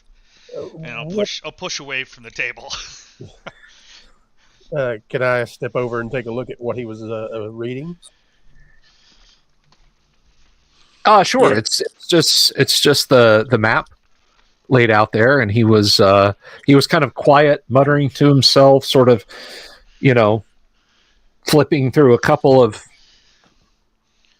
his own notebooks and so on and etc. But there's nothing. It is one of those atlases that's like 3 feet top edge to bottom, and like 4 feet when it's folded out to the sides. And he had it open to the big world map. Okay, I just look around to see what it could have set him off. Are his notebooks still there? Or Yeah, did I pushed he- away from the table. I didn't pick anything up. I'm just like, Yeah. I gotta step away for a few minutes. If his notebooks are still there, Danforth's going to take that time to kind of, look through the professor's notebooks to see, what could have shook him. Okay, give me a library use roll, please. All right, we're going for the red dice this time, guys. That's fine. You just tell me. And library 40. No, I rolled a 59. I failed. I couldn't read the chicken scratch in these notebooks. Yeah, this is just like scribbles. It's like volcano. Sword hand, come on, man. It's like, you flip over, like reading through a sentence and you flip over a page and just volcano written diagonally across with a big question mark next to it. And then there's math on the next page and then doodles on the page after. You know how notebooks go. So yeah, it's just a map. You're not entirely sure what might have startled him so. So, Miles, you have the library at your disposal. Is there something you wish to research while you're here? Are you just kind of standing around watching the professor? Yeah, I'm just watching that, given my time leading the student newspaper while I was graduating Michigan University.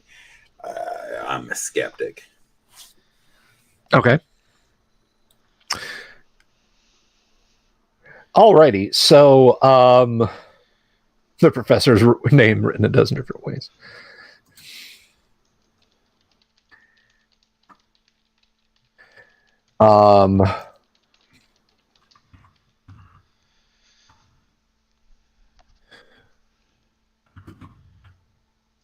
Sure.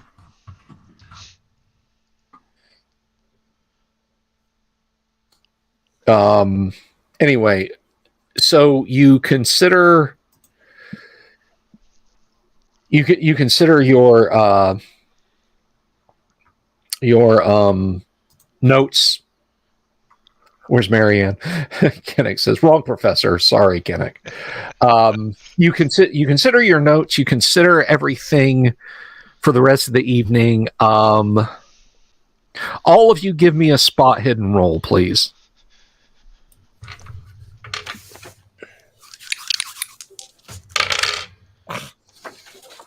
Dash roll hates my guts. I'm sorry, who? What's that? I rolled a 1. You rolled a 1. Okay. I made mine. I horribly failed mine, 94. That's fine. So we're gonna give this one to Professor Smith. Right. You're pacing back and forth. You're standing over. There's a slight separation in the doors. The air's a little bit cooler over there, and you're not thinking about stuff that doesn't really exist. So you don't know why you feel so weirded out right now. And you glance up,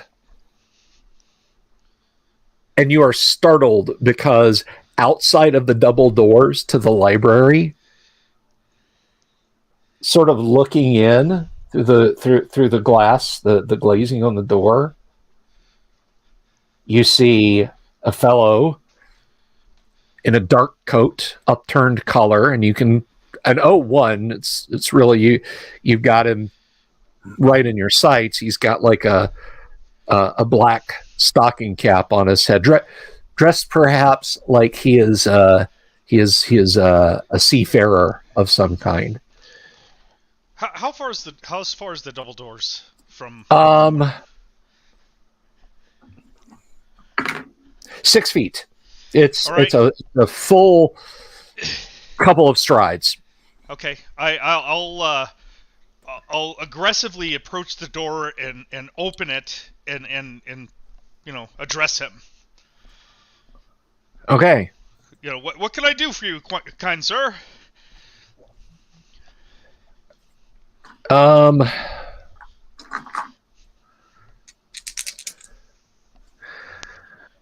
gonna say we're gonna treat this. What your power is 15. Roll percentile dice for me, please. Okay. 12. Nice. A 12. Okay. Yeah, he kind of begging your pardon, sir. I did not mean to disturb you. I was just looking for a cafe, perhaps to get a cup of coffee. He's got a thick Northern European accent. You're not sure, Swiss, Norwegian. You're not sure. Does the library? Well, probably not because it's the library. Does it have anything beverage wise at all? Oh no. I didn't think they did. Okay, I'll say, come out of the cold, man. standing and leering through doorways? You know. No, I mustn't. I have things to do. My sincere apologies. Hey, I very carefully study his face.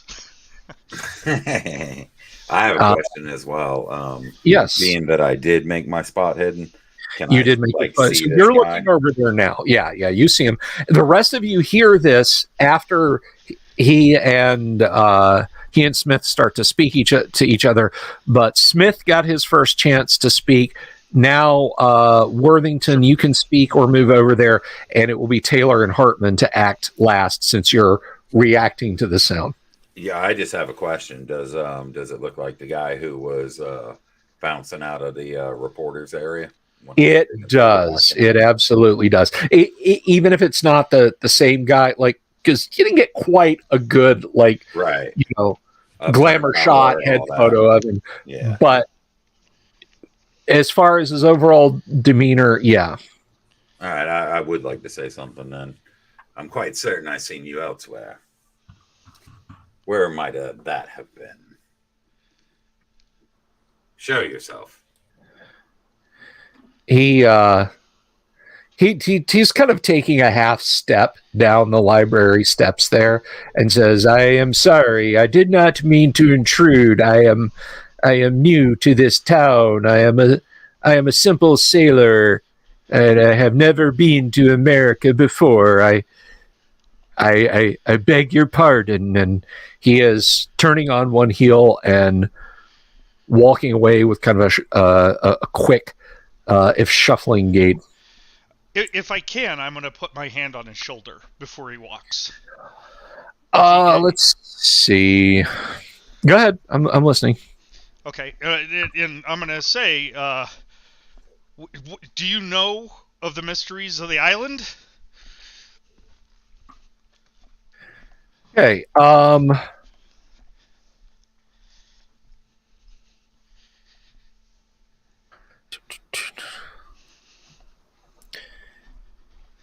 Well, I'm going to say you get your hand on his shoulder before he can step away, but he is trying to wrench away from you. He is not looking at you, but he does say kind of loud, if indistinctly, because you're facing away from him, "I don't know anything about no damn island. Take your hands off me."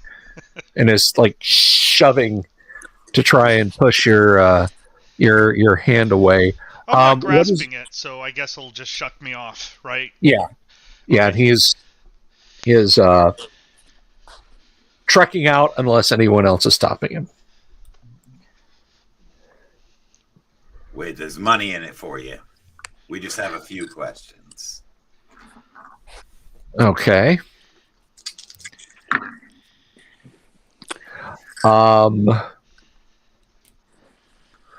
Oh, you have fast talk, don't you? Give me a fast talk roll. All righty. That should be a you thing, not a me thing. Made it by 4. Okay, he stops at the bottom of the stairs and looks up at you. He's just kind of got roomy eyes and, 5 o'clock shadow. What is it that you offer me? We'll talk about the offer after talk about what you can give us. We just have a few questions. It's simple. First off, why were you outside the Tabler? I noticed you observing what was going on inside. I told you I have never been to this city before. I do not know. To be walking around here, and I just happen to be in both places. Yes. Yes. It is a coincidence. Nothing more. Nothing more. That's an interesting get-up you got there. I am a sailor. You're a sailor. Are you a fisherman? Not by trade, no. So you just sail for no reason other than to sail itself? I am a crewman on a ship, if you must know. A fishing vessel? Cargo ship? I'm a crewman on the Norvegia. On the Norvegia, eh? That's our boat. Well, perhaps we might have some further questions. I promise you, we can make it worth your while. You keep saying that. Show me the color of your money. Well, I assure you it's silver. So do I have any money? Let's see here. I don't think the character came with any cash. Danforth's going to walk up and say, you're looking for food. It's cold out. Why don't we all go enjoy a nice hot meal at the diner? We'll show you where it is. Okay. Give me, let's see. Give me a persuade roll. Since you're the one doing the lead there, give me a persuade roll. Okay. I don't think I've got. Oh, I do have persuade. Okay. Yeah. Ooh, 24. Got it by 6. 24. Okay. He seems at least somewhat agreeable to that. Do we have any cash? Yeah. You guys have got $5-10 a piece. Right. As long as you're not being extravagant, and that is something that it occurs to me right now that you should have been told. You all have moderate incomes, and you have the stipend coming from the college, so really that's melting that chill in your heart there, Professor Smith. You're like, think of the money, $1,500. Yeah. That's a new house. That's one of those new automobiles. Right. I can finally I'll flash a 5 too, in case the guy sees it while Danforth is speaking with him. Okay. So he's, if you guys are buying, like, he's, pan-fried steak, scalloped potatoes, bowl of soup, bottle of wine. As I'm kind of leading him off to the diner, I tell him, I've traveled myself. What different types of ships have you served on? And I'll just kind of small talk with him as we walk to the diner. Okay. He's many ships. I've served on many ships. One was sunk out from under me in the North Atlantic. That was the worst. Days floating on open oceans. You begin to pray to anything to save you from the cold, black waters. I feel like I lost part of myself out there on the open oceans before I was picked up by a British naval vessel and sent home. Yes, sent home. Did you look for the Valkyries? What are you, some kind of joker? Well, I'm definitely ordering the lutefisk at the cafe. Just telling you. I'm sorry, you're what, the lutefisk at the cafe? I'm ordering the lutefisk at the cafe, so I'm going to try to impress this guy. Okay. Like I said, he is eating like fried steak, right? Potatoes. Just everything is just swimming in gravy. As God intended. As God intended. Does it look like he this is an uncommon event for him? I mean, is he somebody that just lives on the ship and he never goes ashore and actually has a meal? I don't know. I mean, he's going through a pot of coffee and answering your question with grunts and nods and so on and etc. So you're not getting a particular vibe from him like that. Okay. I want to ask him about the ship that sunk in the North Atlantic. Like, what was its name? What happened to cause the ship to sink? That's going to take a persuasion roll. Although I will tell you that the sinking was almost certainly because it was torpedoed. Remember, it's not that long since the First World War.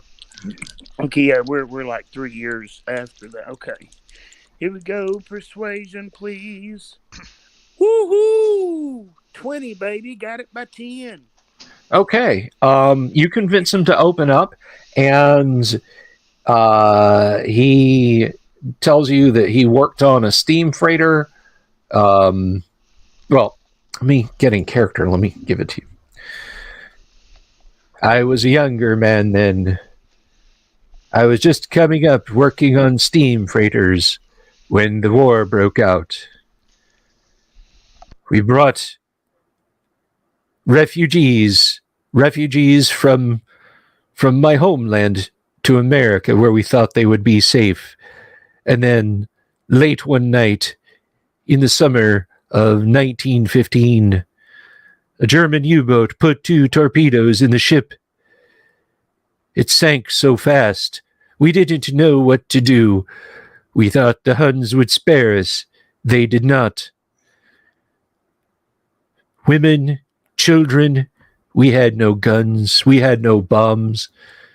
The ship sank so fast, all I could hear around me were the screams in the water. And then the endless days and endless nights floating in the sea. All I could hear, night in and night out, were their screams. But you don't understand. They were miles underneath the water in the sunken ship. Only I remained on the waves, and I prayed.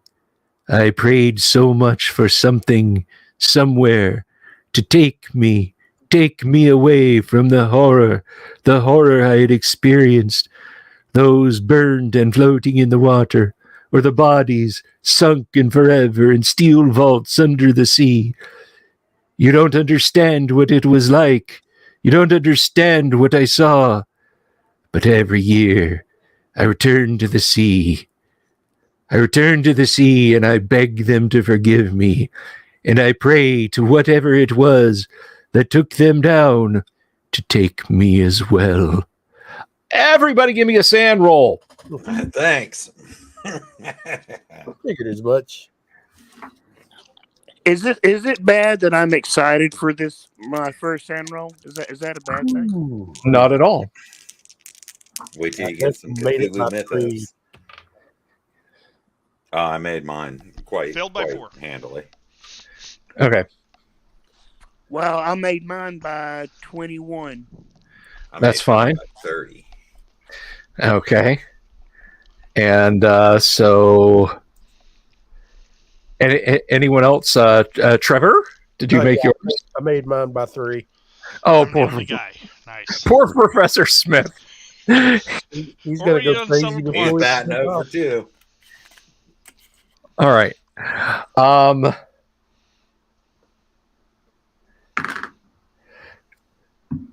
So that's another 2 sand. Okay, I'm a 71. That's Yeah, what happens when you're the smartest one. Yeah. So yeah, basically it was the black metal version of the Indianapolis speech, or it was exactly like the Indianapolis speech given you by Captain Quint in Jaws. I get that feeling. So yeah, you've just had your glimpse into the psyche of someone who, at least by all indications, was the only survivor of a ship full of refugees that was sunk by an Unterboot. I buy him a nail. If he hasn't, he's just drinking coffee. He might need something else. If he doesn't drink it, I'll drink it. Yeah, you're gonna have to, because he just says he says, I have things to attend to, and he leaves. And as he's walking out, Danforth's going to say, "You're welcome for the hot meal." Yeah, he doesn't respond to that. Poor fellow. Hello? This thing on? Yeah, I can hear you guys. Can you guys? Yep. No, we're good.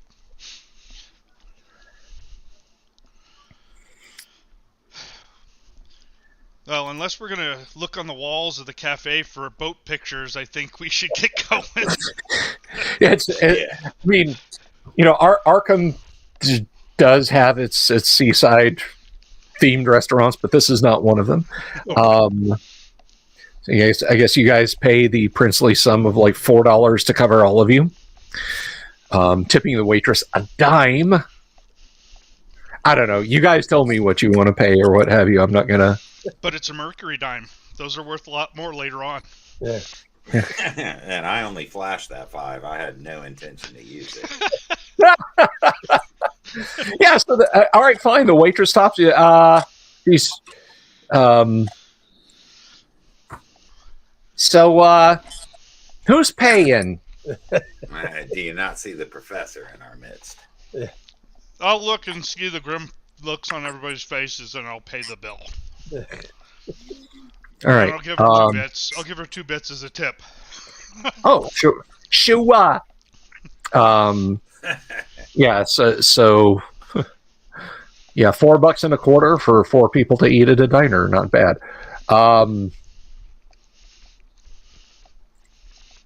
So you go on about your business. That little encounter with the Norwegian sailor took up a good chunk of the evening, and it is now well on towards the hour where decent folk get to sleep. So we got a couple more hours then. Yeah. Okay. Yeah, I guess we'll the library's closed, right? I guess we could go back on the key, but I don't really think we have a reason to. No. When is the boat leaving? Well, most of the first day has now been taken up, so it is going to be 9 days. And for the sake of our audience and our players, we're probably not going to role play out like every day over every session. Yeah, no, we're not. It's not going to be 24. It's going to be more of Star Trek with days pass. Yeah, exactly. Okay. Oh, and I was so hoping to role play us shopping at the Woolworths.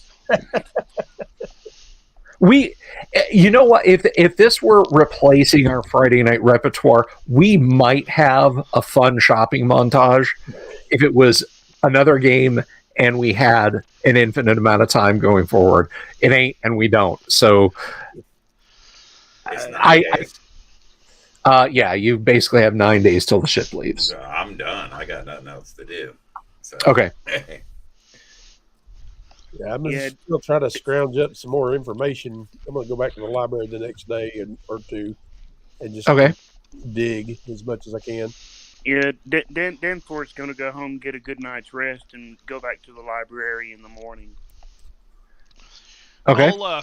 I'll do the same, but instead of going to the library, I'm going to look if there is a rare or occult bookshop to investigate further. Oh, you're just going straight for the throat, huh? Well, I mean, I've already got a taste of this isn't good. So, I'm just going to look and see if there's, again, focusing on lore or if there's any native people stories or early stories, not sailors, right? Okay. So.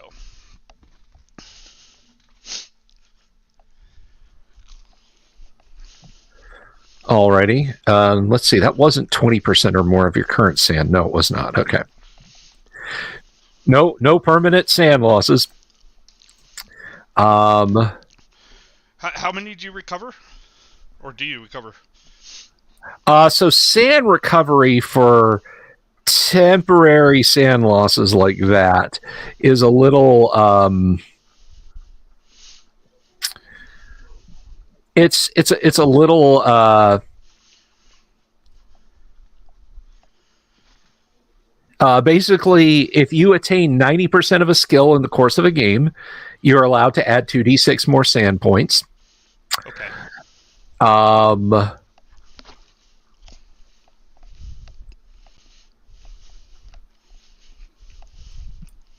But let's see.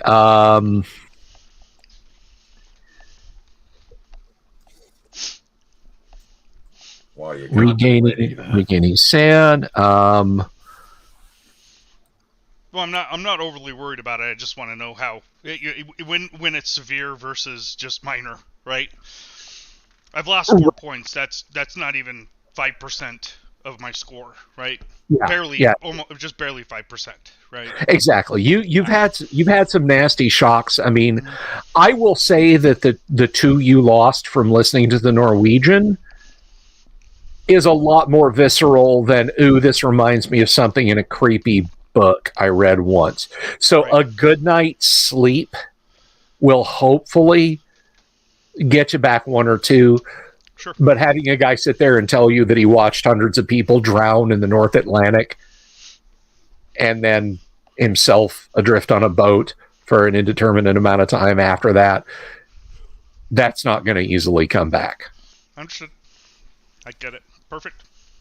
Okay. So I'm sorry, James. Did you say that Trevor was going back to the library? Yeah, the next day and the following day, if necessary, to find as much information as I can about the island. Similar in similar vein of the professor there. Okay. And Todd, how about Danforth? Danforth is going to go back to the library like the next morning, and he's going to research if like locals from South Africa have anything in their writings or any kind of studies that would have mention of this other island. Oh, okay. All right. Well, let's jump straight over to that.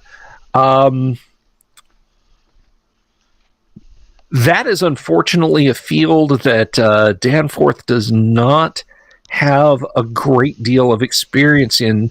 That is going to be anthropology, at which you really only have a 1% chance. You wouldn't know really where to start. I mean, books on South Africa, it's 99% of what is here is histories of the Boer War. Right. So, go ahead and give me a percentile roll. Okay, get ready to laugh. Hang on.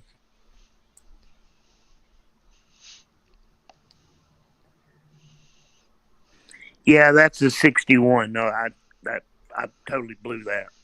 Yeah, if you were trying to build knowledge of the Boer War, the library there's definitely got it going on. But as far as islands near the southern African coast, no, you can't really find anything. I mean, you can find general information about like Bantu tribesmen and so on in Africa, and that information's fairly dated. It's from the 1870s, so not 100% certain about that. And how about Trevor that same day? What is Trevor trying to find out again? He's basically looking for any kind of lore or anything of previous civilizations, possibly that were existed on the island. Okay.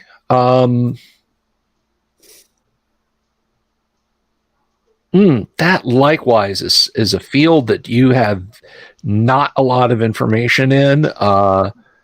You have people for this. Let's say, go ahead and give me an anthropology roll. It's a shot in the dark. No, 80. Yeah, no. So nothing there.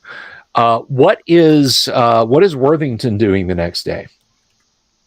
Yeah, I think I think the main thing with him is right away realizing that it's a 9-day wait.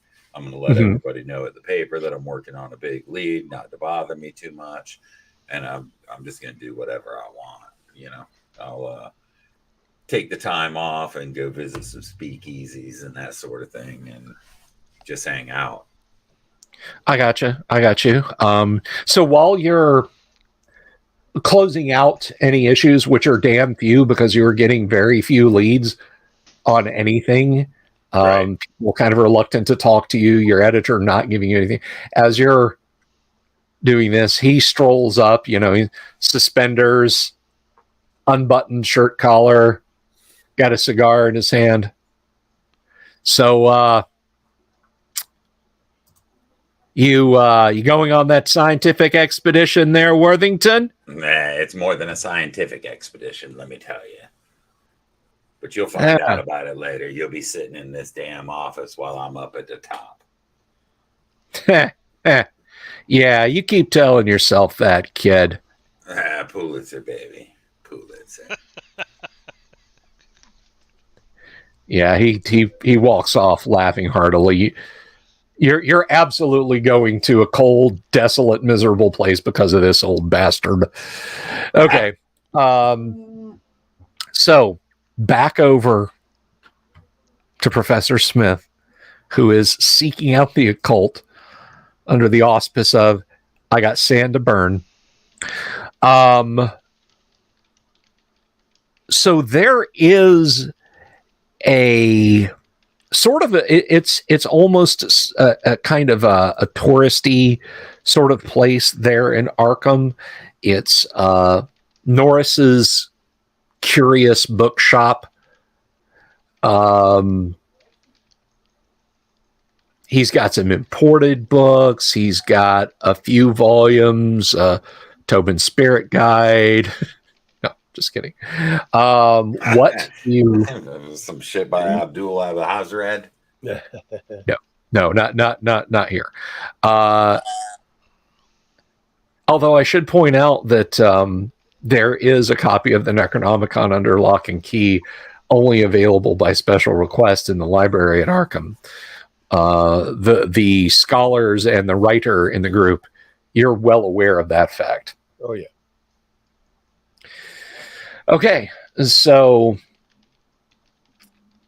there you are in the bookstore.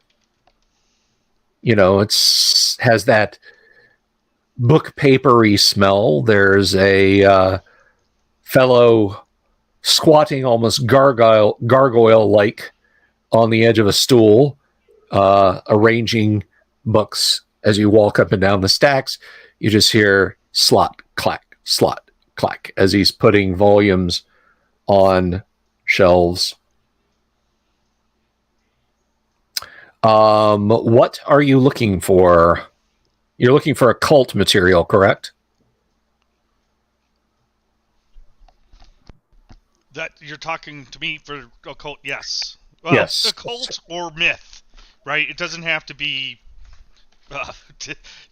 We'll just call it unfriendly stuff, right? Unfriendly stuff. So here, let's see. Give me an occult roll first. Your target's 20%. I got 98.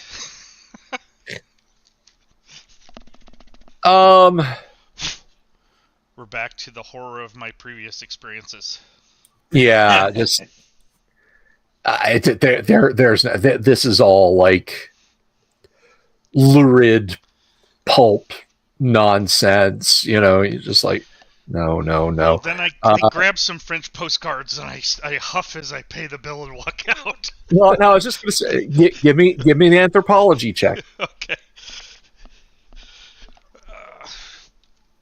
That's 25%. That's always the worst. I got a 90. It's just not happening. You pay for your French postcards. You put your nickel down on the counter. Do you wait for your change? No, I don't. I'm too irritated to wait for my change. Yeah, you kind of had it took you a while to get to sleep last night because there's a pond near the house and the wind was blowing, and hearing like the splashing of the water was a little off-putting. At least it wasn't frogs this time. And that Wasn't this time. map won't escape your mind. Yeah. So It's my houndstooth wallpaper that's really the problem. But Or the Hound of Tindalos. okay. So you, clutching your postcards, presuming you don't just like chuck them in a trash bin. I don't even care. I had to buy something to at least not look like I wasted my time. Yeah. Eiffel Tower, Louis the 14th, scandalously clad woman. Yep. Oh wait. another Eiffel Tower, the Louvre.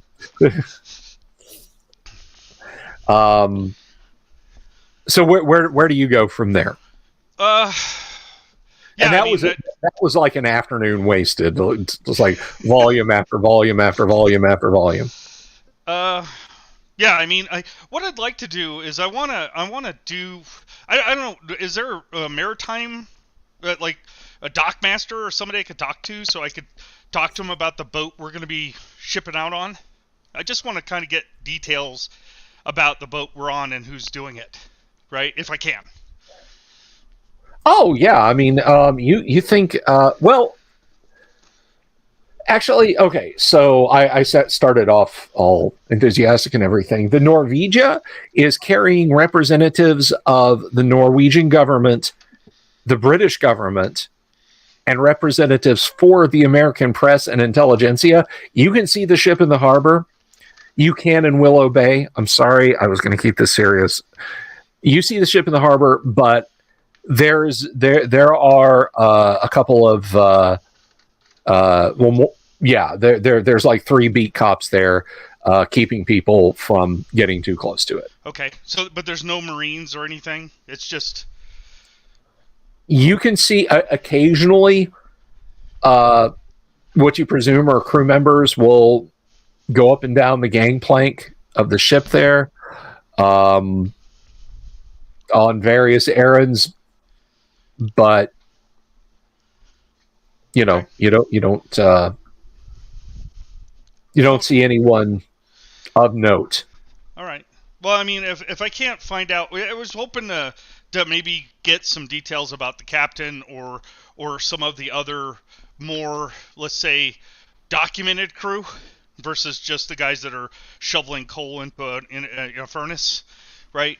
But yeah, if I don't seem like I can get to any of those people, I'll just head back to the library and see if I can help with the others if they're still there. Okay, that kind of depends on how long they are taking. What do you want to research, Danforth? Well, the first angle was a bust. So, you know what? Danforth's going to go to the dean's secretary and ask if the anthropology professor could come help him search in the library for the information that he's looking for. Can I do that? Give me a persuasion check.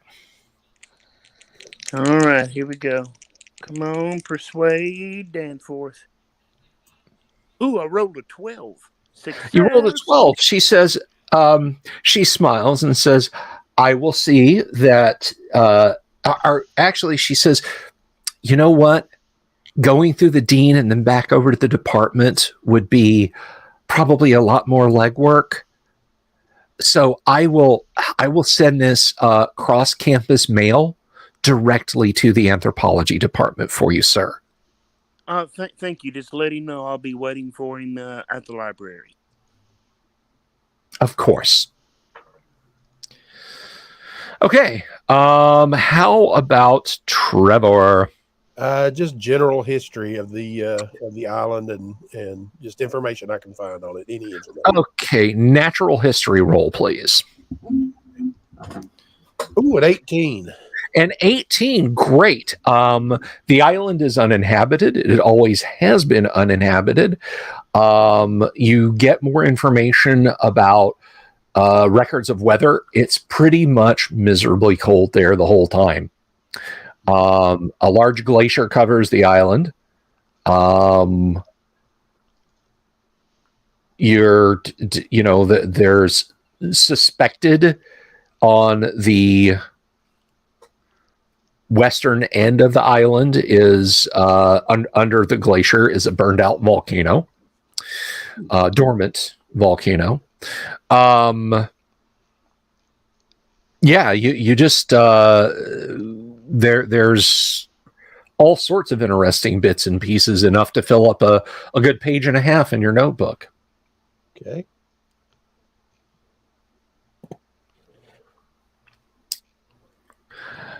Just want to pop in Worthington. You're basically you're finding a local tavern, a local bar, right? Yeah, that's the idea. Just kind of hanging out and enjoying the time off from work by expressing my pomposity to the rest of the office. Okay. All right. So I should point out, for some reason I was thinking it was later. I thought it was 27, but prohibition is in effect. Right. As far as you finding a speakeasy in Arkham, what is your luck? We're going to temper that with a little bit of your. Go ahead. Yeah, it's a 50. It's a 50. I'll give you a little bit of a bump on that. Go ahead and roll that for me.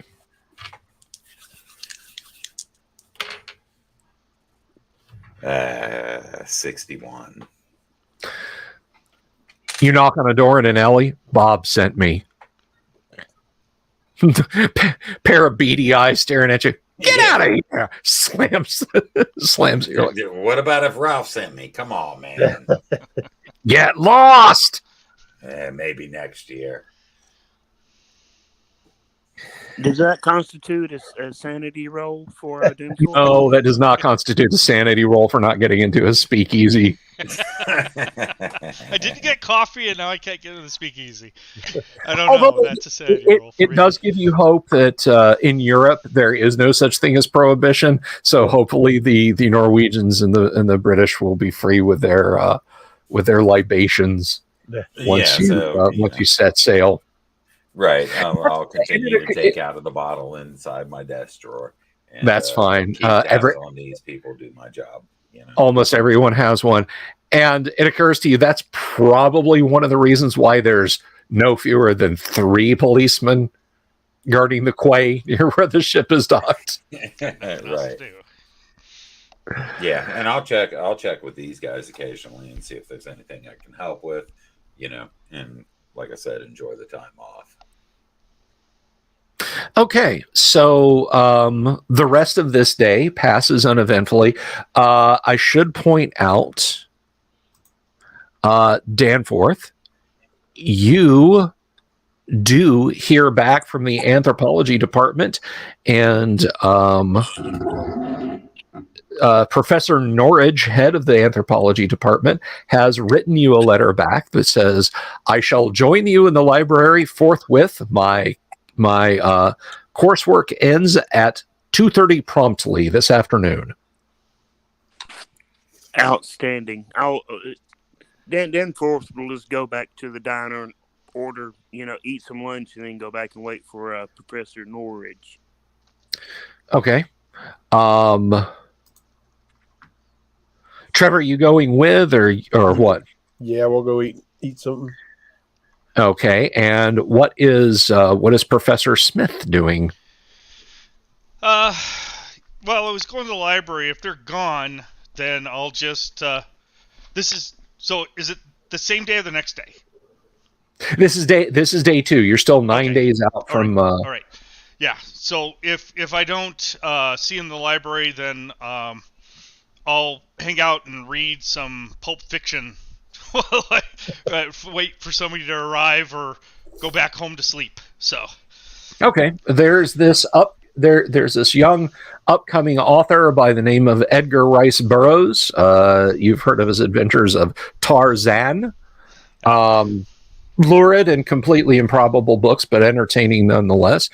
Even some more ridiculous works that he's pens that pertain to men traveling to Mars through some conveyance when it's clear that Mars is a pastoral world crisscrossed by canals and likely tended by people as normal as you or I. But it's an amusing afternoon spent reading when Danforth, Trevor, in the company of you recognize the head of the anthropology department comes strolling. Smithers. Yeah, do I like this guy? You do. Let's see. Let me give him a check real quick. He sees you and he's like, Smith. Interesting choice of reading there. I already read everything else in this place. Yes, of course. I've just been having the most fascinating conversation with. You didn't tell me that you were an associate of V. Trevor Hartman, but Danforth here and Trevor have been regaling me with your upcoming information on your upcoming journey to where was it again? Bravo Islands? Boudoir Island, I think. Boudoir Island. Interesting. Oh, those Continentals. So he digs in and he helps. I'm going to give you guys an anthropology booster shot. What do you want him to look for? I want him to look to see if there's any folklore or tales or anything documented from locals from South Africa that would have any mention of the island. Okay. He's got access to essentially the same stuff as you do, so he's not getting any particular, Wow. Okay. So he brings up the book on natural history and kind of cross references a few things from South African history, and he's like, I rolled an O2. Ooh. I rolled an O2 for his anthropology, and he says, quite frankly, this island's appearance in any literary custom or such is limited to its discovery by the French, its exploration by the English, its alleged exploration by an American, and the upcoming handover from the British to the Norwegians. I can find no specific reference to it in any anthropological studies. I found a curious mention of something called the Forsaken Place, the Desolate Place, the Forbidden Place. I can't recall where specifically I read about that. Smith, does that sound familiar at all to you? Yeah, I shiver a little bit, and I was like, yeah, when I was studying the map, I recalled something like that. But it was too perilous, and I had to step back. But maybe we together can figure out where the source was? Give me an anthropology roll and then an occult roll if you make that. Okay. Ooh. Anthropology 82. Obviously, that's a fail. I got 25. Go ahead. All right, go ahead and give me an occult roll. Yeah, and I think the dice are now working directly against me. That's an 87. Okay. They're rewarding me for my earlier successes. Give me an idea roll. Okay. And I'm going to say Ishaba Kana Anunk after this roll, I'm sure.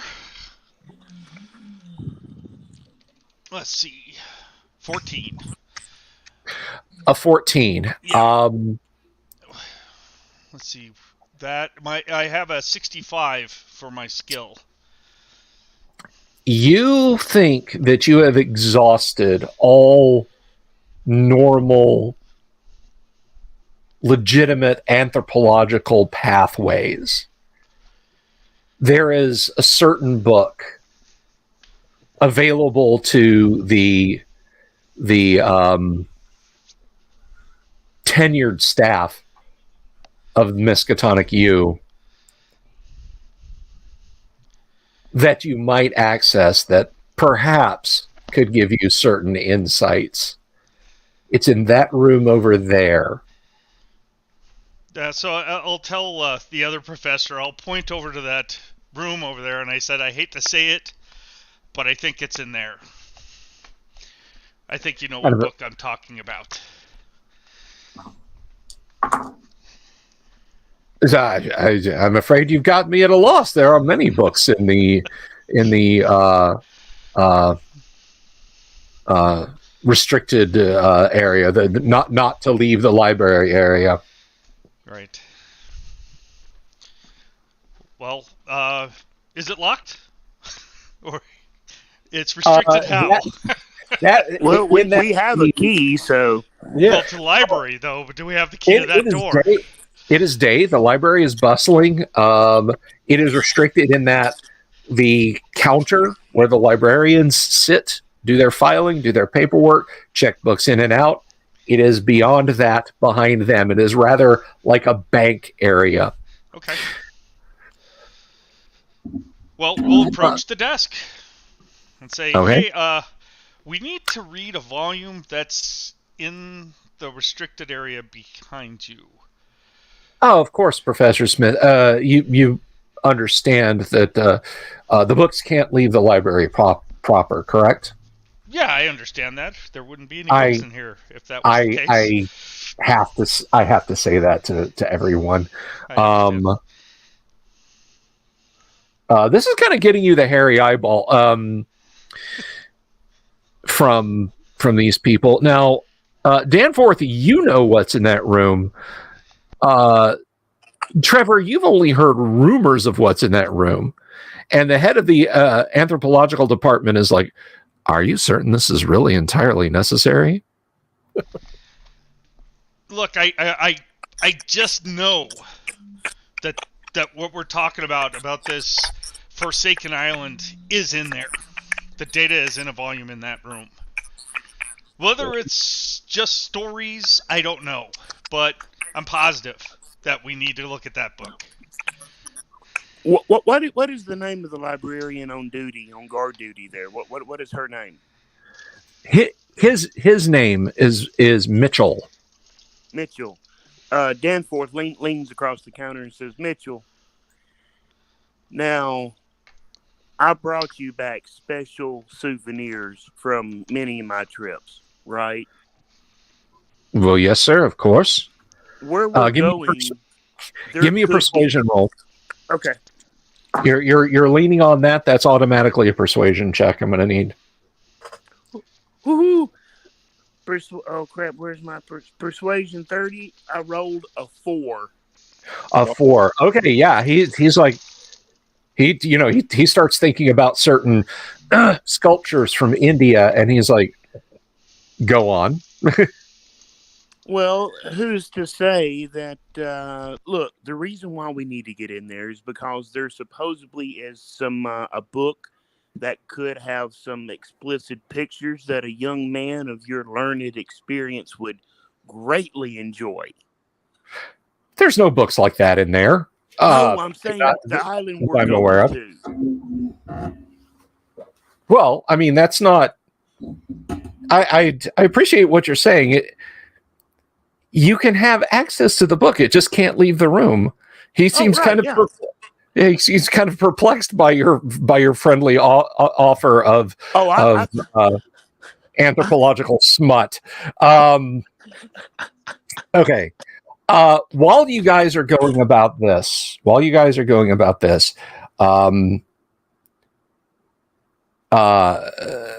Worthington, you are sitting you are we'll say you're sitting on the quay side, watching some people down on the beach dig clams. There's a couple of fishermen, that sort of thing. You're occasionally saying something into the brown paper bag that you have. You hear the shriek of a policeman's whistle splits the late afternoon air. And it is actually directly to your front, slightly to the left, directly to your front. It is It is near low tide, I should point out. It's not just the, toot toot. It's long, Right. manic blasts of this thing. All right. Well, my initial idea was to move over casually without being seen, but hearing the manic nature of it and the obvious emergency, I'll hasten in that direction. I'll drop the paper bag and haul ass. Okay. So there are a few people are headed that way. There's a quay in that direction. Or rather, a pier. I'm sorry. There's a pier in that direction. Scrambling up the rocks onto the boardwalk. You see a uniformed police officer. He is as white as a sheet. He yells, "Don't go down there!" and bolts past you towards presumably a nearby precinct house or something like that. Right, and it was another officer. Can I identify where the whistle blowing was coming from? Oh, this guy was blowing the whistle. Okay, it's this Yeah. guy. So he was blowing the whistle, and then and then booking it past me or whatever, telling me not to go down there. Correct. Right. Do you go down there? Of course. Okay, of course you go down there. It's the smell that hits you first. Low tide. Sure. It is the smell of the sea. It is the smell of low tide, but it is also the smell of death. You kind of round underneath the pier,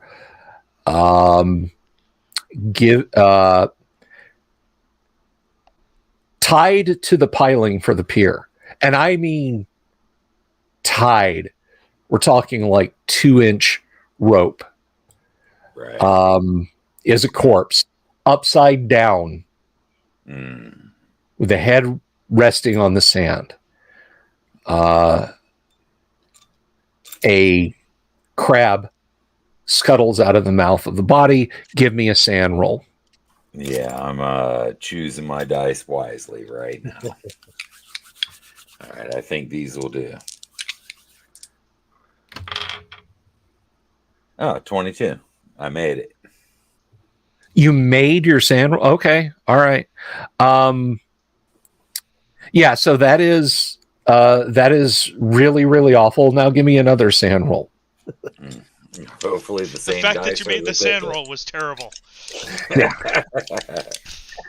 You didn't want to make that roll. 50 or less. 12. Okay, you just kind of stagger back. The first sand roll was to not take any shock from the fact that someone was obviously lashed to a pier piling upside down so that they would drown in the rising tide. The other was the fact that you recognize, despite the sundered face and so on, that's the Norwegian sailor. Yeah. And that is where we're going to break it off tonight. Ladies and gentlemen, I hope you enjoyed our first session of Call of Cthulhu. Now, we will be playing this campaign to an end. Whether we get to 4 weeks and we press on into the night to wrap it up or not, that's how we'll do it. But we won't leave it on a cliffhanger to never return to. I mean, how many of us have ever seen campaigns die on the vine? You know, it's like, oh, well, we'll pause, but we'll come back to this game. You never go back to that game. Yeah. You all know it's true. Raise your hands. We're all guilty. You never go back to that game. So you will restart next week. Well, not restart, but we will pick it up next week. I want to thank all of my players, Miles Worthington, Danforth Taylor, Professor James Smith, and Trevor Hartman. And I want to thank everyone for sitting out there in the audience and listening to it. So you guys have a wonderful evening. Contemplate what waits for you out there on the slate Tree of woe. gray oceans on the tree of woe. And we'll see you next week. I will be back Monday, of course, with some more deep dive into Dwellers in the Forbidden City. Tuesday, AD&D, and then on the back half of Tuesday at 9 o'clock, because we're moving it up just a little bit, 9 o'clock, we will be playing first edition AD&D. Wednesday, we return to Traveler, actual Traveler play, I promise. Thursday will be more deep dive into modules, and then Friday, back to horror. So you guys have a wonderful evening, and I'll see you next time. Peace out. Peace. Good night.